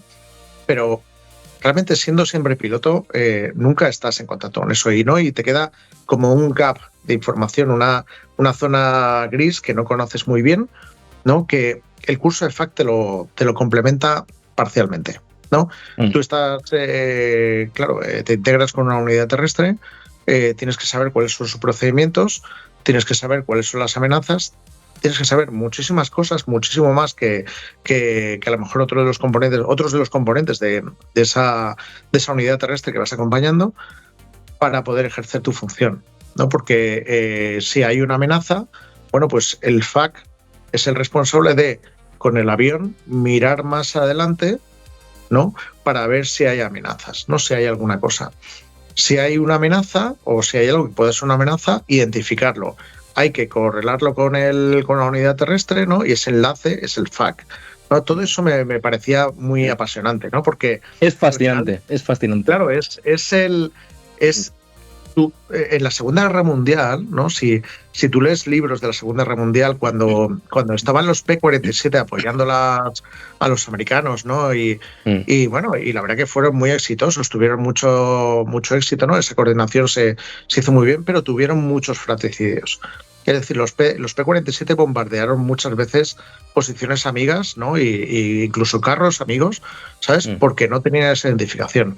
Con ese ánimo se estableció que debía haber una figura que tenía que hacer esa coordinación para evitar esos fratricidios, ¿no? Y evitar, primero, que se disparara sobre los amigos, y segundo, que los objetivos fueran los que son.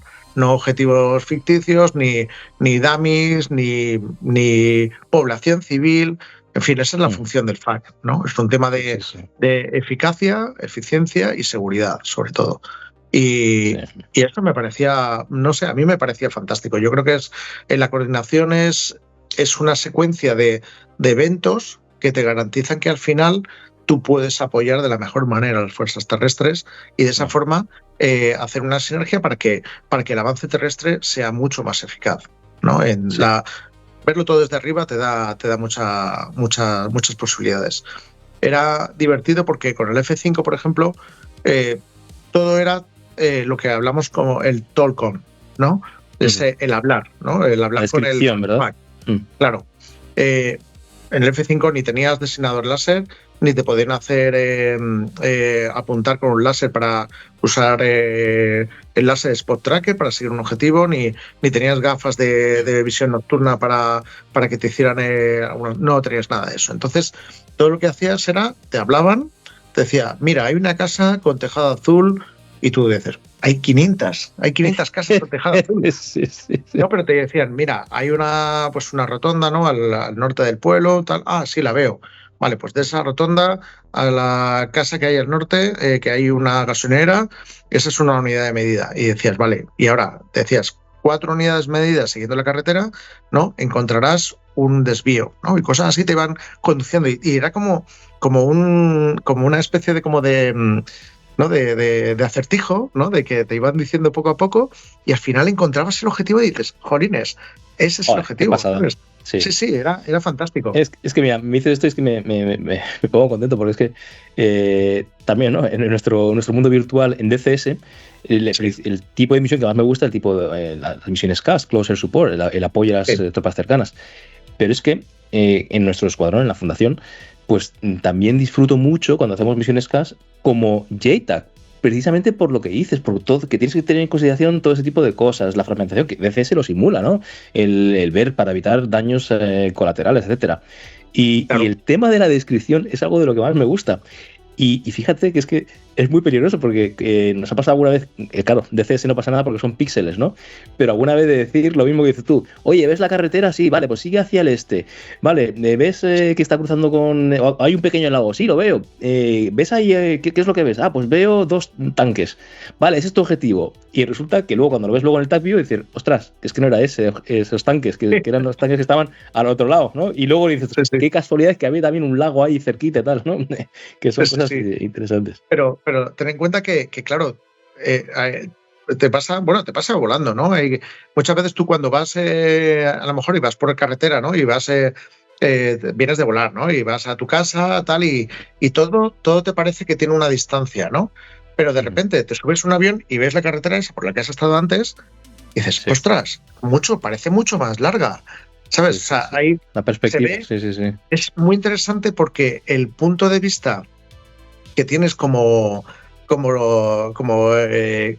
animal en bipedestación, ¿sabes? En el horizonte pues se acaba aquí, ¿no? Y ya no ves más, ¿no? Y el punto de vista es muy diferente, ¿no? Y necesitas el punto de vista, saber cómo se ve desde arriba, ¿no? Para poder guiar, ¿no? Y hacer esa guía de forma eficaz, ¿no? Y bueno, ese a mí yo lo veo muy interesante. A mí me fascina también muchísimo y porque realmente no es que alguien de tierra no tenga capacidad, es que él está acostumbrado a otro tipo de proyección de la visión. Entonces, bueno, yo creo que es esencial que esas funciones las haga un aviador. Al final te da una garantía de que eso va a poder ser eficaz y que bueno, que al final se llegue a una situación segura, que no va a lanzar sobre las tropas propias. Ya te contaré luego. Más adelante, cuando vayamos evolucionando cronológicamente, te contaré ya experiencias de FAC más apasionantes. Sí, pero como bien dices, es que tú tienes la ventaja de tener las dos perspectivas que una persona en tierra no lo va a tener. Y además, el rol que tú llevaste a cabo, ese de JTAC, es algo que, claro, yo sigo muchos podcasts también americanos, de la Navy, etcétera, y lo suelen hacer bastante. Suelen también mandarles en ese rol de... No, ellos tienen como, creo que es un año, 2 años que están forzosos, que lo sacan siempre del avión y los mandan a despachos en tierra, y mucha gente coge precisamente ese rol y cuéntanos en los americanos, ¿no? Pues sus historias en sus guerras, etcétera, y me he leído varios libros y muy interesante. Bueno, ya abandonamos el ala 23, abandonamos el F5. Antes de que me digas cómo llegas al F18, me has comentado antes que seguía el F4 en activo en España. ¿No te hubiera gustado volar el F4? Hombre, hubiera sido muy bonito, la verdad, pero hubiera sido muy corto, porque yo, claro, al salir en el 99, creo que la baja del F4 de Phantom fue en el año 2003, si no recuerdo mal, o en el 2002, no me acuerdo muy bien. Y hubiera, bueno, al final, el de mi promoción, que voló el Phantom, luego voló el F-18, o sea, se quedó en la unidad, ¿no? En el A-12. Pero bueno, es la experiencia que tuvo él en el Phantom, bueno, pues es una cosa que bueno, me hubiera gustado tenerla, igual que haber volado el Mirage 3, ¿no? O el haber volado en Manises antes de que lo cerraran, ¿no? Y que eso, claro, nosotros cuando estábamos en la academia, Manises todavía estaba operando con los F1, ¿sabes? Y había gente de mi promoción que era de Valencia y dice, bueno, yo es que me quiero ir a Valencia, a Manises ahí, me parece un destino espectacular y una base histórica, vamos, con una historia tremenda en la aviación española. Pero bueno, que son cosas que van sucediendo y que, bueno, hay veces que se pueden conseguir y hay veces que no. El Phantom, la gente que lo ha volado decía que era un avión, bueno, alucinante. Yo he volado con el Phantom en formación con el F5, ¿sabes? Y hemos hecho algún vuelo con el Phantom y claro, la verdad que es, ¿sabes? De repente es una cosa gigantesca. Es como un Cadillac, ¿no? Comparado con Claro, echando un humo para atrás que dices, Dios mío, esto es delictivo, ¿sabes? Pero SJ-79, sí. Claro, te venías y dices, perdóname por la expresión, pero dices, ostras, esto es un avión de hombres, ¿sabes? Es rock and roll puro, claro. ¿Sabes? Oye, en DCS, ¿no? Los pilotos tienen ahí su bigote y tal. Digo, es una avión. Claro. Me tengo que dejar el bigote largo aquí para... Claro, sí, te veías ahí a los pilotos antiguos, ¿no? Ahí con todo esto, ¿sabes? Y decías, este es un avión de hombres, ¿no? El F5 también lo era, ¿no? Pero claro, era una figura mucho más estilizada, la aerodinámica que tenía de la forma de botella de Coca-Cola y todo eso le daba unas características muy buenas para volar en supersónico, ¿no? Y aquello lo veías, dices, esto vuela porque tiene unos motores que le empujan por detrás, ¿sabes? Y que tira para adelante, pero esto es un cajón ahí de un piano de cola. Es que aerodinámicamente es un avión muy interesante. A mí que me gusta mucho la aerodinámica y he estudiado varias facetas, ¿no? Sí. De hecho, haremos en Hablemos DCS, haremos un monográfico del F4 y hablaremos de temas de la aerodinámica, pero es que es un avión muy peculiar, claro, porque tiene diedro negativo, tiene un montón de cosas raras que no es normal en comparación a otros. Y lo dices tú, ¿no? Eso vuela a base de motor, porque eso es un ladrillo. Me parecía alucinante, era completamente disruptivo, ¿no? Ahí para nosotros, decíamos, madre mía, esto era tremendo. Eso sí, en baja cota era implacable, o sea, volaba, quedaba a gusto, ¿sabes? Y hacía bajas cotas y vuelos de reconocimiento que eran una maravilla, ¿sabes? Porque en baja cota, bueno, te afecta todo mucho más, pero con un avión de esas dimensiones, imagínate, pues no, era todo lo que veía adelante le daba igual, ¿sabes? Se lo comía todo y tiraba todo, no pasa nada, aquello era tremendo. Sí. Bueno, acaba tu fase. ¿Cómo es este proceso? ¿Cómo pasas del ala 23? ¿Hay un despacho nuevo, una plaza, la solicitas, te la dan? Sí. ¿Cómo funciona? Bueno, pues yo, pues fíjate, estaba precisamente terminando un curso de FAC. Ahí pues debía ser mayo, digo yo, por ahí más o menos, o abril o por ahí, que estábamos terminando un curso de FAC. Y cuando ya vengo de una vez del campo, bueno, pues llego al escuadrón y me dicen, pues mira, han salido plazas para destinos de capitán, o sea, de capitán, en el boletín, ¿no? Los destinos nuestros, pues al final salen publicados. Tú, cuando todavía eres capitán, pues puedes elegir destinos, ¿no? Entonces, bueno, pues claro, te choca porque tú estás esperando ese momento. Tú estás, normalmente en el Talavera, en Badajoz, de constructor, estás 5 años y el 5.º año es el año que te toca ya poder elegir destino. Bueno, pues cuando veo en el boletín y digo, ostras, los 2 años anteriores había salido Canarias. Y cuando veo en el boletín que sale a la 12, digo, bueno, se me abrieron los ojos diciendo, no me lo creo. O sea, ha salido esta vacante y digo, va a ser... claro, la pedí ahí rápidamente. Cuando no me limpié las botas, ¿sabes? Con lo cual casi me quedo con arresto. Pero al final pides la vacante y bueno, no lo dudé ni un segundo. Y bueno, fue así de sencillo. Entonces resolvieron las vacantes el mando de personal y ya la publicaron otra vez en el boletín, ¿no? Asignada con mi nombre, ¿no? Entonces, bueno, fue así de sencillo, pero vamos, era pues así, bueno, es la forma habitual, ¿no? Sale en el boletín y tú lo pides y ya el mando de personal decide quién va y quién no, ¿no? En función de las características de la vacante y de la persona que lo solicita. Bueno, pues a la 12 y F-18. Antes, F-18, bueno, ahora que no nos escuchan ni Miguel Ángel ni Chicho, ¿verdad? Porque no sé por qué pasa con esta gente de Eurofighter, que habla de Eurofighter, que tiene con el tema de las 2 colas del F-18.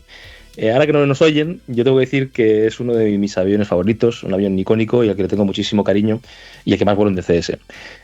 Seguramente después del 737, junto al A-10, el F-18 es el avión que más horas de vuelo tengo, ¿vale?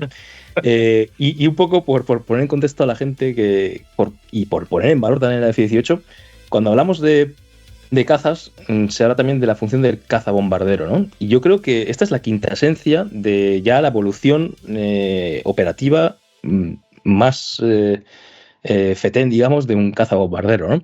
De hecho, se llama el FA-18, ¿no? The Fighter Attack Aircraft.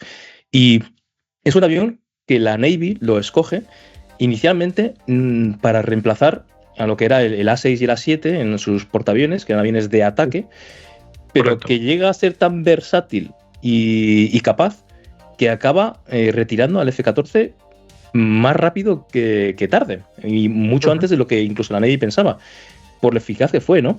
Y hay un caso específico que está en YouTube, la gente que lo quiera buscar, incluso algún día podemos hablar de esto en el podcast, que es de un vuelo de la Navy, y ahí yo creo que te demuestra qué es el F-18. Esto es un vuelo que despegan 6, al final por problemas acaban siendo un vuelo de 4, iban a atacar, creo que era el aeródromo H3, estamos hablando de la guerra del Golfo. Era un vuelo de strike, de ataque a suelo.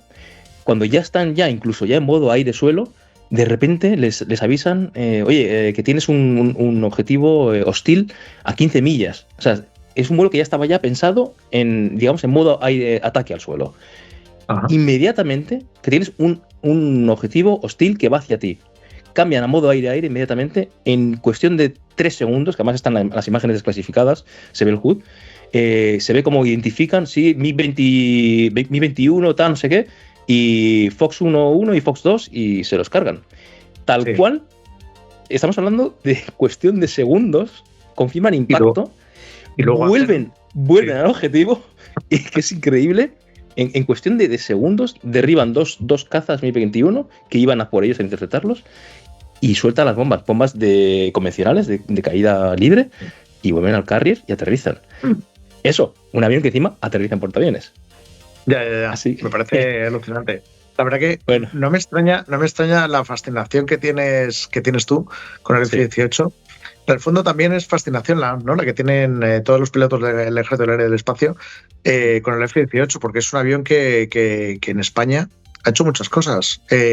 Entre ellas, fue el último avión del Ejército del Aire y del Espacio que ha participado en una guerra y ha lanzado bombas sobre objetivos, ¿no? En Yugoslavia, en Kosovo, los aviones del Ala 12, ¿no? Que era en el momento en el que estaba el destacamento, eran los aviones del Ala 12, fueron los que batieron objetivos en Kosovo. Y de hecho, los aviones, si te fijas, si vas a Torrejón, verás que hay algunos aviones que tienen las bombas pintadas en un lateral, ¿no? De las bombas que lanzaron en las operaciones en las operaciones de guerra, ¿no? O sea, cuando todavía había guerras, ¿no? Porque ahora ya son conflictos armados, operaciones especiales, ¿no? Operaciones, no, pues todas esas cosas al final en aquel momento era una guerra, ¿no? Y el F-18, pues ha sido el avión que participó ahí, lo hizo muy bien. Y ten en cuenta que es un avión que, claro, lleva en España desde el año 86 y ha tenido muchísimas modificaciones, ha ido evolucionando, se le han ido añadiendo muchas mejoras, muchos roles que al principio no tenía. Y gracias a la industria española y a los ingenieros españoles que pudieron hacerle muchas cosas que le dan ahora toda la panoplia de opciones de misiones que tiene. Entonces, porque el que nos llega a nosotros inicialmente es el F-18C de la Navy, ¿no? Y de eso a lo que hay actual ha cambiado bastante, ¿no? En Alfa, incluso, en Alfa, sí. Claro, el Charlie no las versiones que tenemos en España son la Alfa, que está modificada, está hecha MLU. Entonces, la Alfa y la Bravo. El Bravo es el biplaza, ¿no? Pero son la versión primera del F-18 que hubo. ¿Sabes? El Charlie es algo más evolucionado, le cambian algunas cosas, ¿no? De hecho, el que se vuela en DCS es el Charlie, que es prácticamente igual al Alfa. No hay tampoco demasiadas diferencias en la presentación del radar y 4 cosas, ¿no? Pero no tiene mucho más. Pero la versión que tenemos en España es una versión modernizada que tiene muchas cosas. Una de las cosas, como bien sabrás, en el que le hicimos los españoles cuando lo compramos, era que vimos que cuando tenías ángulos de ataque elevados, ¿no? Los vórtices que se formaban encima de la extensión del borde de ataque, ¿no? Que va por delante del avión, generaban una serie de vibraciones en las colas que hacía que se movieran, ¿vale? Y que tuvieran fatiga material.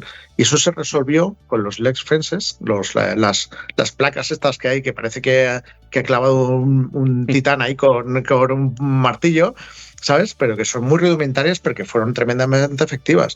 Y eso fue obra de ingenieros españoles, ¿sabes? Que al final lo adaptaron a la versión americana, ¿vale? Y que favoreció pues que no tuvieran fatiga de material las colas y que por lo tanto pues alargaran la vida, ¿no? Pero bueno, aparte de todo eso, pues toda la parte de aviónica que se ha ido implementando y todas las mejoras de software y todo que se han hecho, todo ha sido basado en ver con los pilotos de las unidades qué cosas se podían mejorar, cómo querían que se cambiara la presentación, y eso los ingenieros le dieron forma y pues ha ido fomentando que se pudieran ir pues ganando en características y en software de todo, ya no solamente de los ordenadores de misión, sino ordenadores de mandos de vuelo y aviónica en general. Me parece alucinante. Entonces al final queda un avión pues que es un avión fabuloso. De hecho, la designación es EF, ¿no? EF de español, ¿no? Sí, claro. Entonces, sí. Y de hecho, el C-15, cuando ya le hicieron la modernización, se llama C-15 Mike de modernizado, ¿sabes? Para diferenciarlo de lo que llamamos nosotros de forma un poquito cariñosa, ¿no? Pero del Zarrio, ¿no? El Zarrio es el de Canarias, ¿no? Que no ha tenido modernizado, no está modernizado, que es igual, al final es el mismo avión, ¿sabes? Lo único que no tiene aviónica modernizada, pero es el mismo avión, ¿sabes? Lo que pasa es que, bueno, al final es es la versión, la presentación antigua, con el teclado del UFC antiguo, ¿no? Y que bueno, tiene algunas cosas también modernizadas, pero no es la parte de aviónica, no hay de guerra electrónica también. Bueno, llegas, comentábamos antes, ¿no? De sueños. Estás volviendo a cumplir otro sueño más, que es el sueño de volar el F-18 y ir a la 12. ¿Cómo es tu llegada a la 12? ¿Qué sentimientos despiertan en ti? ¿Y cómo es el curso del F-18? Mira, me río, ¿sabes por qué? Porque va todo en crecimiento, ¿no? O sea, cuando yo pasé del C-101 al F-5 dije, ostras, ¿cómo corre esto, no? Y me parecía alucinante, ¿no? Y tal. Y de repente pasas del F-5 al F-18 y te parece que estás volando en el halcón milenario, ¿sabes? Porque no, claro, el F-18 no tienes que compensar, no tienes que, ¿no? Es un avión que volarlo es una maravilla porque vuela solo, o sea, como el sistema fly-by-wire, ¿no? Al final lo que hace es que tú le dices al avión lo que haces, lo que quieres hacer, y el avión dice, vale, yo voy a mover esto así, tal, de tal forma que voy a hacer lo que tú me digas. ¿Sabes? Entonces me pareció alucinante y ya, claro, que tengas un radar de verdad, no que ve de verdad, un pod de targeting que te ve a kilómetros de distancia, un objetivo que es que tú no ves a simple vista, ¿no? Y es que, claro, todo eso me parecía de ciencia ficción, ¿no? Hacer misiones de noche, ¿no? Con gafas de visión nocturna, con el pod, ¿no? Me parecía todo tan alucinante que realmente me pareció pues un salto tremendo, ¿no? Y es otro incremento, ¿no? De ilusión. Al final, claro, la botella de ilusión, ¿no? La de experiencia se va llenando, pero la ilusión al final no se baja porque, jolín, es que la siguiente fase es más chula todavía, ¿sabes? Sí. Entonces, bueno, realmente es bueno, mucha alegría, ¿no? Notas ahí que es un cambio fundamental, ¿no? En tu vida aeronáutica. Vuelas un material diferente que es mucho más capaz de hacer muchas cosas, que te garantiza mucho más la supervivencia, porque el F-5, bueno, es un avión que le tengo mucho cariño, pero un avión un poco más peligroso, un avión que si cometías errores te los perdonaba menos, ¿no?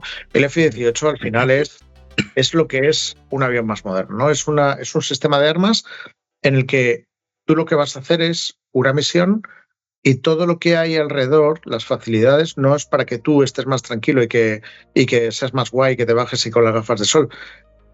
Todo eso se hace para que tú puedas dedicarte a hacer la misión, a que la bomba vaya al objetivo, a que el avión que vayas a cometer lo identifiques. Todo eso son ayudas para hacerte cumplir tu misión fundamental, que es pues una situación de combate, ¿no? O la defensa aérea o lo que sea. Esa es la razón de ser por la que el avión tiene tantas facilidades y te lo pone todo tan bien, ¿no? Tan a mano, ¿no? En el F-18 todo lo que necesitas está aquí delante, no tienes nada realmente por aquí, ¿no? Que tengas que tocar, ni es necesario que realmente sepas mucho de aerodinámica para volarlo, ¿no? Tienes que saber, evidentemente, pero todos son facilidades, ¿no? Y te parece tan alucinante que dices, ¡buah! He llegado a un momento en el que realmente estoy un poquito en la cota, ¿no? Luego ya llegó el Eurofighter, ¿no? Y ya el Eurofighter es otra cosa. Yo también tuve la suerte una vez de volar en cabina trasera del Eurofighter y te dabas cuenta cuáles eran las bondades del avión, ¿no? Sí, podías volar mucho más alto, mucho más rápido, ¿no? Podías maniobrar arriba, ¿no? El F-18 a partir de 30.000 pies, bueno, el vuelo cambia muchísimo. Es un avión que ya le cuesta ya un viraje, ya pierde mucha energía, ¿no? Y recuperarla te cuesta, ¿no? Y el Eurofighter pasa por encima de eso 30 veces, ¿no? Sí. Pero el F-18, con todas las capacidades que tenía y con las que sigue teniendo, me parece, bueno, el arma imprescindible, ¿no? Para España, ¿no? Y para defensa. Y sobre todo porque es lo que has dicho, es un avión que puedes estar haciendo una misión aire-suelo y con un solo movimiento cambias aire-aire, ¿no? Si tienes una amenaza, y para hacer aire-suelo tú tienes que tocar cosas, pero que para cambiar aire-aire lo único que tienes que hacer es seleccionar el armamento y el avión ya se pone en modo aire-aire, ¿no? Entonces te permite mucha flexibilidad, ¿no? A la hora de defenderte, ¿no? A la hora de poder hacer cualquier misión. Y bueno, según las unidades en las que estuvieras, bueno, pues tenías unos roles u otros, pero bueno, Torrejón tenía roles muy interesantes, la verdad. Y como te digo, pues para responder un poquito, ya mi llegada a Torrejón fue pues otro motivo de ilusión más en mi vida que me ha permitido, pues eso, poder seguir manteniendo el bote de ilusión arriba, ¿no? Entonces, nada, no puedo además, decir más maravillas del avión. Aparte, Torrejón es una base icónica dentro del Ejército del Aire y Espacio, ¿no? Muy bueno, sí. Sí. ¿Qué tal fue el curso? ¿Fue difícil? ¿Lo hacéis allí, también en Torrejón, o tenéis algún centro específico? No, nosotros, las 3 unidades de F-18, Canarias, Torrejón y Zaragoza, hacemos todos los pilotos el curso en Zaragoza. ¿No? El curso de Zaragoza, la base del ala 15, tiene 2 escuadrones de operativos y luego tiene un escuadrón de instrucción, ¿no? Es la unidad de conversión operativa, la UCO, ¿no? Entonces el 153 escuadrón es el escuadrón que es el encargado de hacer la instrucción de F-18. ¿No? Hay pilotos que están dedicados exclusivamente a esa función, ¿no? Entonces todos los pilotos que somos destinados a unidades de F-18 hacemos el curso de vuelo allí. Pasa lo mismo con el Eurofighter, que todo el mundo hace el curso de vuelo del Eurofighter en Morón, ¿no? Pues con el F-18 se hace en Zaragoza.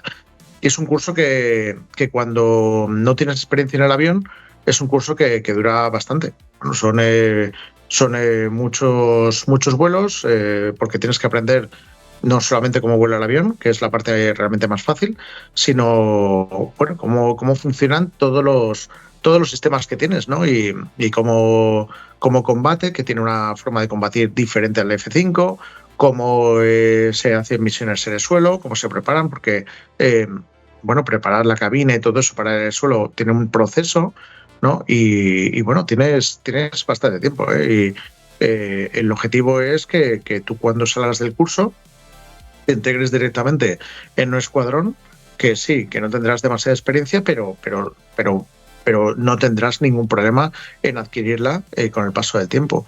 Y bueno, es un curso largo, es un curso duro, en el que tienes que estudiar muchísimas horas. Tienes que preparar las cosas muy bien, porque no se te permiten márgenes. Bueno, en Talavera tampoco se hacía, ¿no?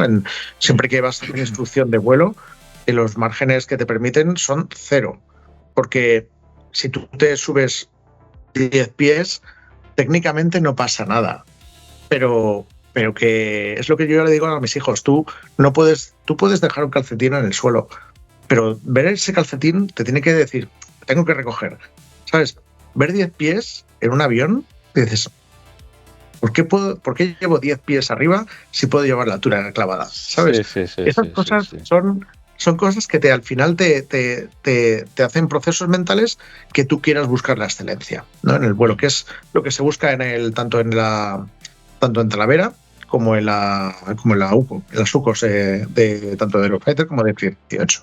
Porque esa autoexigencia hace que luego, cuando estés en la unidad y ya estés más relajado, ¿no? Pues no haga que ese relax se derive en una laxitud en la seguridad, ¿no?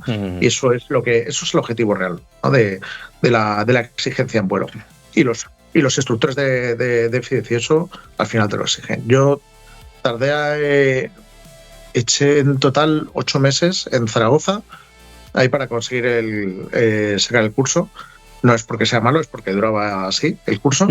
Y con lo cual el primer año, pues al final te lo pasas el curso, ¿no? Y te dejan en septiembre empezando el curso y acabas en abril, o sabes, hasta que no termines, pues no vuelves otra vez a la unidad.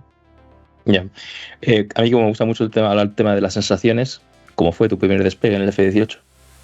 Pues lo que te he contado, el primer despegue fue en cabina trasera cuando llegué a Torrejón destinador, ¿no? Porque me dijeron: oye, pues mira, hay una cabina trasera, ¿por qué no te vienes, ¿no? Y vamos a verlo, ¿no? Y claro, el piloto que iba al mando, iba en cabina delantera, me dice: venga, cógelo un rato. Y es como, es lo que te he contado, ¿no? Es esto es una nave espacial, esto es de ciencia ficción, esto no, es que las sensaciones, formar con otro avión, ¿no? Yo me acuerdo que íbamos a la derecha del líder, ¿no? Y dices, es que formar es una maravilla, es que no me cuesta nada. Claro, le empujas al motor, le tiras al motor, el motor empuja más que el F5, ¿no? El F5 tiraba más que el C-101, ¿no? Y en este notas ahí que el avión, ostras, que tiras y que tira para arriba y parece no tener límite, ¿sabes? O sea, la sensación era tremenda, ¿no? Y realmente, porque el avión tiene muy buenas características, ¿no? Y tiene con el empuje de los motores, tiene capacidad de 1-1, ¿no? Al final podría sostener el peso del avión, ¿no? Evidentemente descargado, sin combustible casi, sí, ¿no? Y todo eso, pero bueno, es un avión muy potente, ¿no? Y bueno, una sensación pues muy, muy emocionante, ¿no? Otra vez, no me emocioné lo mismo cuando volé el C-101 la primera vez, me emocioné cuando volé el F-5 la segunda vez y al final el F-18 me pasó lo mismo. O sea, es la sensación esta de decir, ostras, qué avance esto, ¿no? Qué maravilla, ¿no? Sí. Bueno, además venías de un avión... Perdón. No, digo que precisamente vienes del avión del que vienes, aerodinámicamente es muy distinto, porque una de las características, ¿no?, que más destacan del F-18 es su capacidad de ángulo de ataque, que es capaz de dar ángulo de ataque muy alto, ¿no? Incluso se dice que no tiene ángulo de ataque, que no tiene ese problema. Claro. Cosa que con el F-5 no es así, porque por el perfil alar, etcétera, ¿no? Claro. Claro. Te he preguntado del despegue, pero también me gustaría saber la sensación de quedarte casi parado en el aire con ese avión, con el F-18. ¿Es cierto eso de que casi no tiene ángulo de ataque? No, es que no tiene ángulo de ataque. Es decir, evidentemente tiene una limitación de ángulo de ataque, pero el sistema de mandos de vuelo, ¿no? Cuando tú con el sistema de mandos de vuelo son dos ordenadores de mandos de vuelo, realmente, ¿no?, que llevan un software determinado que te calcula, ¿no?, lo que tiene que deflectar cada superficie en función de cómo está volando el avión, ¿no? Entonces, tú no necesitas poner flaps, mover flaps de ninguna forma mientras estás volando, porque el avión lo hace por ti, ¿no? Entonces, eso con antiguas versiones del software de los mandos de vuelo, el avión había limitaciones de ángulo de ataque, ¿no?, donde podías entrar en una pérdida de control, ¿no? Con las versiones más nuevas, eso lo corrigieron, ¿no? Y han permitido que el avión no tenga limitación de ángulo de ataque, con lo cual el avión siempre va a ser controlable y siempre vas a poder salir. Evidentemente nunca vas a poder hacer ni la cobra ni cosas así, eso el F-18 no lo puede hacer, pero sí que te permite poder tener la garantía de que el avión no va a tener una pérdida de control, ¿sabes?, cuando estás volando. Y realmente lo que has comentado, una de las fases mías de ya al final, ¿no?, cuando estuve en Torrejón, ¿no?, y ya al final de mi ciclo, ¿no?, de capitán, ya a punto de ascender a comandante, fue que tuve la experiencia, la posibilidad de poder ser exhibidor de F-18 del ala 12. Y claro, una de las maniobras que haces es... Todo lo que haces cuando eres exhibidor lo haces muy pegado al suelo, porque tiene que ser visible, si no, no vale, ¿sabes? Y claro, y una de las maniobras es el vuelo lento, ¿no? Que es espectacular, es espectacular. Es espectacular, sobre todo cuando lo ves de frente, porque te parece que el avión está completamente parado. De hecho, había una de las maniobras que hacíamos nosotros que era un truco visual, ¿no?, que era básicamente planchar el avión, ¿no?, de frente al público, y el avión, y el público lo que veía era un avión que de repente hacía así y hacía, ¿sabes?, giraba así. El avión seguía volando, ¿no?, y tal, o sea, seguía avanzando y tú ibas haciendo un viraje, ¿no? Pero el público lo que veía era el avión haciendo así, tracas. Sí, y dices, ostras, y era como de ciencia ficción, ¿sabes? Era flipante, ¿no? Pero bueno, el vuelo lento son 35, 40 de ángulo de ataque, ¿no?, con respecto al viento, con respecto al movimiento, me refiero, del aire, y sostenido, y al final lo sostienes con motor, ¿no?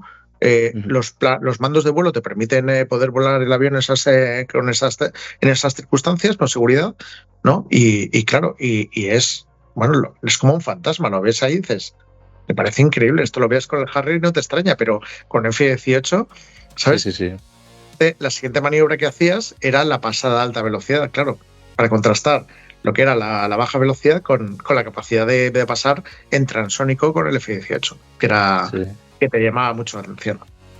Sí, la última que vi yo fue precisamente en Aire 25, que pudimos ver una exhibición buenísima del F-18, es una pasada.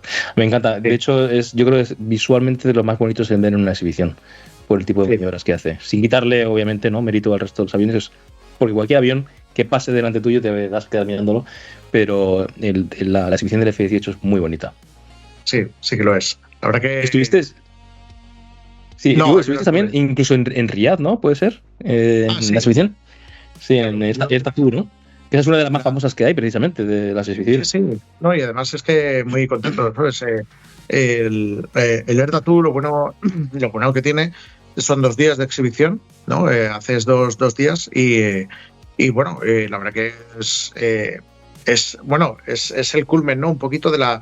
¿no? Ya al final de tu vida de operativa, ¿no? De capitán, ¿no? El poder participar en un festival aéreo, ¿no? Y como el Air Tattoo, que es un festival internacional, joder, es una flipada, ahí por hablar así un poquito pronto y mal, ¿no? Y estás allí pues porque, bueno, pues al final haces tu tabla, ¿no? Vas con el nervioso, vas practicando, vas mentalizado, ¿no? Y cuando ya terminas la tabla, ¿no? Que tú, lo que me ha pasado siempre volando es que nunca he tenido la sensación de decir, ostras, qué flipante, que voy en el avión ahí y que cómo molo, tal, ¿no? No, porque tú vas todo el rato con un proceso de números y ahora tal, y me ha pedido el controlador tal altura, tal, y ahora tengo que entrar por el pasillo de no sé qué altura era esta, así, tal, y si no, checklist, y si no, tal, y si no... Al final no disfrutas de repente de lo que es el vuelo, de volar como un pájaro. Estás en una secuencia de números, ¿no? En el Air Tattoo, cuando tú ya terminas con todos esos números, ¿no? Y todas esas figuras, ¿no? Que haces en el aire, ¿no? Que realmente disfrutas también, ¿no? Porque al final es un proceso de números y tal y cual que dices, vale, y me van saliendo, ¿no? Pues al final eso te satisface también. Pero cuando aterrizas y vas rodando y de repente te haces súper consciente de que hay mogollón de ojos mirándote y giras la cabeza. Y cámaras grabándote. Claro, y ves gradas de gente ahí. Y te quedas así, dices, ostras, no es bueno esto para mí, ¿sabes? Para mi humildad, ¿no? Como piloto, ¿no? Que tienes que ser una persona humilde, ¿no? Y creer, ¿no? Que al final pues tienes que ver cómo puedes mejorar siempre, ¿no? Pero de repente ves ahí todo el público aplaudiéndote y te parece tan alucinante y tan premiante, ¿no? Que al final, no sé, te puedes llegar a creer, ¿no? Hay una figura, ¿no? Hay como una figura del rock and roll, ¿no? Hay o algo así, pero bueno, es chulo, ¿eh? La verdad que el Air Tattoo es una exhibición que bueno, tú te expones ahí a todo el mundo. He hecho otras exhibiciones también, el Festival de Gijón, por ejemplo, en 2009, que estuvo muy chulo y me pareció muy, muy interesante. Sí, porque la bahía al final es una bahía muy pequeñita y todo lo tienes que hacer muy pegado, muy, muy constreñido, ¿no? Hice también una exhibición en Valencia, en el mar también, y me pareció también ahí muy, muy interesante. Y una en Morón, por ejemplo, me pasó un poquito lo mismo que en el Tattoo, ¿no? A menor nivel, porque cuando tú llegabas en Morón, cuando aparcabas en los shelters que había allí, para que estaban habilitados para los Eurofighter, todo el público estaba delante tuyo. Entonces, claro, el público te veía cómo bajabas, ¿no? Entonces, claro, ibas con el anti-G, no sé, ¿no? Pero metías barriga, ¿no? Porque al final me estaba mirando todo el mundo. Hay que estar bien en la foto. Y la coquetería, ¿no? Y todo el mundo, ¡ay! Acércate, tal, un autógrafo, tal, y una foto, tal. Y dices, madre mía, esto es tremendo. Nada, muy bonito, muy divertido todo, ¿sabes? Al final es la parte más divertida, nada más y exigente, porque físicamente es un vuelo duro, ¿no? Es un vuelo duro, sí. La parte más dura, aunque no lo parezca, es la alta velocidad, ¿sabes? Porque la alta velocidad vas acelerando mucho, ¿no? Y tienes que virar para ajustar la pasada, ¿no? Pues a donde están las gradas, sin pasarte de velocidad, tienes que estar vigilando todo el rato, pero claro, has acelerado tanto que en ese viraje te metes muchos Gs, porque en el resto de las maniobras, realmente muchos Gs no te metes. Son virajes muy exigentes, pero que se hacen con menos velocidad, con lo cual la carga de Gs es mucho menor, ¿no? Es exigente porque tú vas haciendo todo el rato cálculos, porque, por ejemplo, la maniobra más crítica del F-18 es un looping cuadrado. No pasa nada cuando estás aquí, no pasa nada cuando estás subiendo tampoco, que vas perdiendo mucha velocidad, ¿no? Pero bueno, llegas a la altura y llegas aquí, te quedas ahí muy pajarito, vas sosteniendo como puedes, ¿no? Pero de repente haces así, ¡pum!, y apuntas hacia abajo, ¿sabes? Y vas muy baja en una altura y de repente el avión empieza a acelerar, no te llega nunca a la altura, ostras, me llega a la altura, el suelo se acerca, se hace grande, tal, y tú tienes ahí, y me llega, y al final te estás con la altura y ¡pum!, tiras en el último momento y miras a los lados todo el rato a ver cómo se acerca al suelo, Joder. Y deja de acercarse y tú, ¡ah! Menos mal. Entonces sales, ¿no? Ajustas ¿no? Pero como tienes que seguir en la exhibición, tienes que ajustar ahí, ceder palanca para poder seguir haciendo vuelo nivelado y seguir. Y es exigente porque no se te puede escapar ningún número ahí. Ahí tienes que tenerlo todo muy clarito, ¿no? Y ver que las cosas serias. Volvemos a Talavera, ¿no? Y lo que pasó. No, pues al final todo eso... No, incluso en Gijón, ¿verdad? Ahora en la última, el F-18 tuvo allí un problema con unos pájaros y son situaciones complicadas que lo sacó bien, pero claro, lo que dices tú es que son maniobras muy bonitas, pero son cerca del suelo, con lo cual, si estás cerca del suelo, pues el margen de maniobra es siempre menor. No solamente muy cerca del suelo, sino que además muy cerca de una concentración de gente. Sí. O sea, es decir, hay muchas normas pues que te evitan, que tú hagas vuelo contra el público, no que hagas maniobras contra el público o que haya alturas mínimas, no de seguridad, no precisamente para preservar primero la vida del piloto, no, pero sobre todo que no pase lo que pasó en Ramstein, ¿no? Con los Frecce Tricolori y caiga un avión en llamas contra el público, que mató a mucha gente. Entonces, esas cosas son serias y en esa seriedad te va una especie de estrés inducido que te va haciendo que vayas muy vivo, ¿no? en el vuelo. Y cada vez que haces un vuelo de exhibición, fíjate que son 10 minutos nada más, pero bajas de rengado, ¿sabes?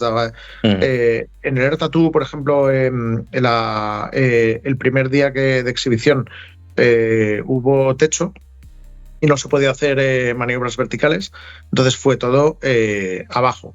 Y era todo el rato con el postquemador, ciñendo mucho, sacando vórtices ahí, y bueno, a la gente le gustó muchísimo porque el que va a ver una exhibición y va a ver un avión, al final que vuele el avión y que cierre un círculo o que haga una maniobra con poca velocidad y que saque vórtices y todo eso, y que saque los bigotes, ¿no? Que se llamaban del F-18, ¿no? Y que salgan por encima, eso es lo que llama la atención, ¿no? Y cuando se gira y ver los postquemadores ahí brillando, ¡buah!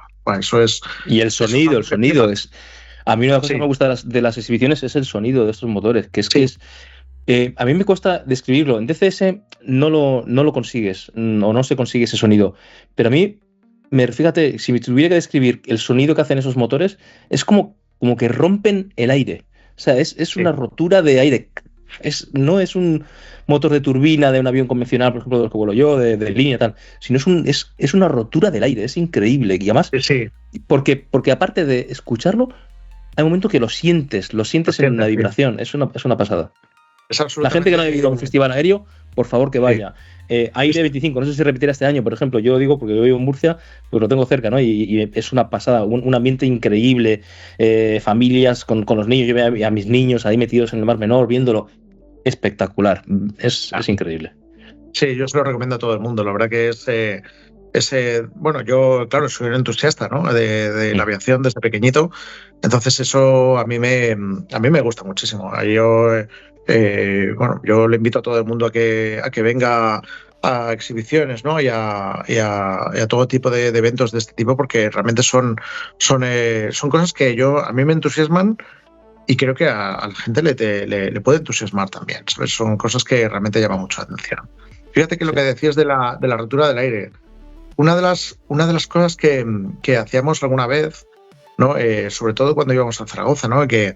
Y lo que hacíamos era, cuando iban a despegar los aviones, nos acercábamos a la cabecera de pista ¿no? Veíamos cómo se alineaban los aviones, ¿no? Y claro, estabas a lo mejor a 50 metros, 100 metros así del avión, ¿no? Y no estabas detrás, estabas a un lado, ¿no? Y claro, de repente metía motor, empezaba a subir aquello, pero cuando entraba el postquemador y veías la llamarada por detrás, de repente era ensordecedor, no podías, ibas con cascos y todo eso y te tenías que tapar, porque es que realmente te abrumaba, te comprimía también tu cuerpo y notabas que te llegaba... Pero qué bonito.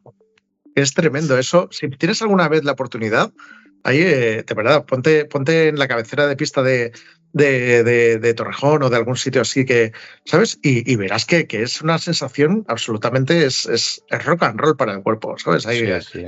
Es absolutamente rompedor. Pasada. En DCS, cuando vuelo el F-18, ya sabes tú que en nuestro escuadrón, ahí en la fundación, pues hacemos nuestras misiones. Yo, pues mañana hay una misión de SEAD, pues me apunto, ¿no? Y pasado a ver una de Strike y me apunto, y el siguiente de aire-aire, pues menos porque me gusta menos, pero sí, eso me apunto. Y que hay que hundir unos buques, pues vamos para allá. Entonces, en la vida virtual hacemos todo con el F-18, encima despegamos de portaaviones, etcétera. Pero en nuestro ejército no es así, ¿verdad? Tengo entendido que os especializáis por escuadrón, ¿puede ser? Porque es muy complicado el saber utilizar o emplear correctamente, ¿no? Todo ese tipo de armamento. Sí, bueno, realmente todos los escuadrones pueden hacer, ¿no?, todas las misiones, pero hay algunos que tienen el rol, ¿no? De Zaragoza, por ejemplo, tiene más rol de SEAD que Torrejón, ¿no? Uh-huh. Y Semana Torrejón tiene el rol del Harpoon, por ejemplo, y el del reconocimiento. Uh-huh. Sí, que el de reconocimiento tiene necesariamente que ir asociado a la célula, ¿no?, y al pod de reconocimiento, con lo cual o los tienes en Torrejón o los tienes en Zaragoza. Al final lo tenemos en Torrejón, ¿no? Uh-huh. En las misiones de SEAD son muy interesantes, ¿no? Y son al final pues te da bastantes capacidades, ¿no?, pues para poder entender, ¿no?, cómo funciona la radiación de los radares, ¿no?, y todo el funcionamiento de cómo dar, ¿no?, cobertura a una misión ¿no?, para si tiene alguna amenaza antiaérea o lo que sea, ¿no? Y es muy interesante. Pero por ejemplo las misiones del Harpoon eran misiones muy apasionantes, muy apasionantes. Era porque la misión del Harpoon al final tiene una coordinación, ¿no? Tú tienes que hacer una coordinación con alguien que te localice un buque no determinado, te dé unas coordenadas, porque tú no lo ves cuando vas a disparar, ¿no? Tú puedes engancharlo con un radar, pero para eso te tienes que subir, ¿no? Y si tú vas a atacar un barco con una fragata, lo que sea, en el momento que te subas, estás muerto, ¿no? Porque la fragata tiene misiles que te llegan muy lejos. Claro, porque las fragatas o los barcos, ¿no?, los buques de guerra, es un objetivo muy duro de roer, ¿no? Es un... Sí, no le puedes tirar un solo misil y pensar que lo vas a hundir, ¿sabes? Uh-huh. Ni por asomo. ¿Sabes? Tú tienes que planear muy bien la misión, ¿vale? Bueno, no te voy a dar tácticas porque no puedo, ¿sabes? No, pero lo que sí que es lógico es que al final son misiones que vas a mucha velocidad, a muy baja cota, con las olas prácticamente viendo las olas, que dices, bueno, a salpicar algo por aquí, ¿sabes? Sí. Y subir solamente para el momento de lanzamiento y salir, ¿sabes? Y si tienes que disparar varios misiles, ¿sabes? Al final es pues un poquito como el tema de lo del FAC, ¿no? El JTAC, ¿no? Pues tú tienes que... es un proceso mental, ¿no?, que tú tienes que coordinar bien, y cuando sale bien, es fantástico, ¿no? Ha salido todo estupendamente, ¿no? Y la misión ha sido un éxito, ¿no? Y al final los misiles han salido de forma coordinada, ¿no? Y han impactado ¿no?, que se trata de que impacten todos en el mismo momento, ¿no? Y cuando sale bien, te da una alegría tremenda, ¿sabes? Porque realmente es una sensación muy chula, ¿no? Y bueno, las de Reiki, por ejemplo, no son tan apasionantes, son misiones que son de volar, sobrevolar algo, ¿no? Sacar ahí porque luego el reconocimiento, la parte de obtención de inteligencia, la parte más importante es luego la explotación de las imágenes, ¿no? Entonces, la imagen de por sí te puede decir muchas cosas, pero hay que analizarla y ver si lo que está viendo el pod ¿no? Es realmente lo que estamos buscando. Si no lo es, ¿qué narices es eso? ¿Cuáles funciones tiene? Y cómo conecta con otro tipo de cosas, ¿no? Entonces, ahora sí, con todo, ¿sabes? El vuelo al final te da muchas satisfacciones también, pero bueno, yo creo que las misiones más apasionantes, ¿no? que he podido hacer de rol aéreo-superficie son las misiones con el Harpoon. O sea, son misiones que son... Es un misil bien grande, ¿no? Es muy, muy grande. Sí, muy gordo. Muy gordo. Sí. Pero bueno, tú vas a hacer misiones de Harpoon igual que cuando vas a hacer misiones de Taurus, ¿sabes? Son misiones que tu misión es llegar al punto de suelta, ¿sabes? En las misiones de Taurus es un misil, como vuela tantísimo, pues al final es un punto de suelta fijo, pero en las misiones de Harpoon tienes que coger las coordenadas del objetivo, meterlas en el sistema y irte al punto de lanzamiento de una cosa que se está moviendo en el momento. ¿Sabes? O sea que es muy, muy trepidante todo, ¿sabes? Entonces, pero además vas muy, muy bajo, a mucha velocidad, y bueno, gracias a que tienes el radar altímetro, ¿no? Que te permite mantener, ¿no? El mar es fundamental. Porque, es que claro, la percepción visual es muy distinta, porque claro, es una gran amenaza al vuelo, precisamente porque no tienes referencias externas en las que poder apoyarte para saber si estás más alto o más bajo. Sí, el mar, es una gran amenaza. El mar y la noche son, y bueno, como sea el mar de noche, no te quiero ni contar. Los compañeros de Canarias, por ejemplo, bueno, es muy meritorio. Ellos usan una referencia, una base de combate, ¿no? Una altura mínima que pueden llevar, algo más baja que la que podemos usar en la península, porque el mar es plano. Pero claro, aterroriza cuando haces una misión de noche, ¿no? Y no tienes ninguna luz. O sea, cuando sales al mar es todo negro de noche. No hay luz de un barco a lo mejor, o ves una isla por allí, pero tú estás mirando para acá, ¿no? Y es una sensación muy incómoda, ¿no? El mar es muy traicionero. El mar se ha llevado muchas vidas y bueno, y errores de percepción de altura son muy fáciles de tener encima del mar, ¿no? Entonces, bueno. Uno de los grandes efectos, ¿no? fisiológicos que afectan mucho a los pilotos es precisamente la desorientación espacial, ¿no? El spatial disorientation. Y como dices tú, ¿no? de noche, con mar, que no tienes referencias visuales, y si encima tienes alguna nube por ahí que sea un poco rara, eso puede llegar a volverte loco. Puedes llegar a pensar, eso siempre se dice, ¿no? Trust your instruments, ¿no? Confía en tus instrumentos, porque llega un momento en el que tú, y te estoy hablando de volar simplemente recto y nivelado, alto, sin ir pegado a las olas. Sí. Pero eso, aunque estés en esa situación tranquila, llega un momento en que tú puedes llegar a luchar contra ti mismo diciendo, no, mis instrumentos están mal, porque por lo que ves fuera, tú crees que estás torcido completamente, y es simplemente porque quizás hay una nube que no está recta y te está dando la sensación de que el horizonte está completamente torcido. Es muy fuerte. Es tremendo. Sí, es tremendo, porque de hecho hay muchas veces que ha pasado, tú cuando vuelas en un avión tú solo, pues al final vas metido en tus instrumentos, puedes tener una sensación, pero bueno, dices, miro los instrumentos y ya está. Pero cuando tú vas volando en formación con alguien y te metes en una nube, ¿no? Y te pasa muy a menudo, ¿no? Porque de hecho cuando te metes en una nube, pues ¡pum! La gente que hace, pues se junta, ¿no? Pues al final te juntas a tu líder y vas formándole. Y es que es inevitable, porque tú vas mirando al líder, no vas mirando los instrumentos y no puedes hacer otra cosa nada más que mirar al líder, porque lo único que puedes hacer es formar, porque como le pierdas de vista, te metes en la nube y ya lo has perdido y ya te ves en una situación muy, muy fea. Y la desorientación espacial es muy común. Tú estás ahí, de repente, boom, sales de nubes y dices, ostras, juraría que estábamos con un alabeo de 60 grados, de verdad. Y te das cuenta que está recto y nivelado y que no has bailado nada, ni que el líder no ha hecho nada, nomás que seguir en línea recta. Pero tú, en tu mente, tus oídos te han hecho pensar que tú estabas virando, estabas picando, estabas lo que sea. Y es una sensación muy, muy incómoda, la verdad. Uh-huh.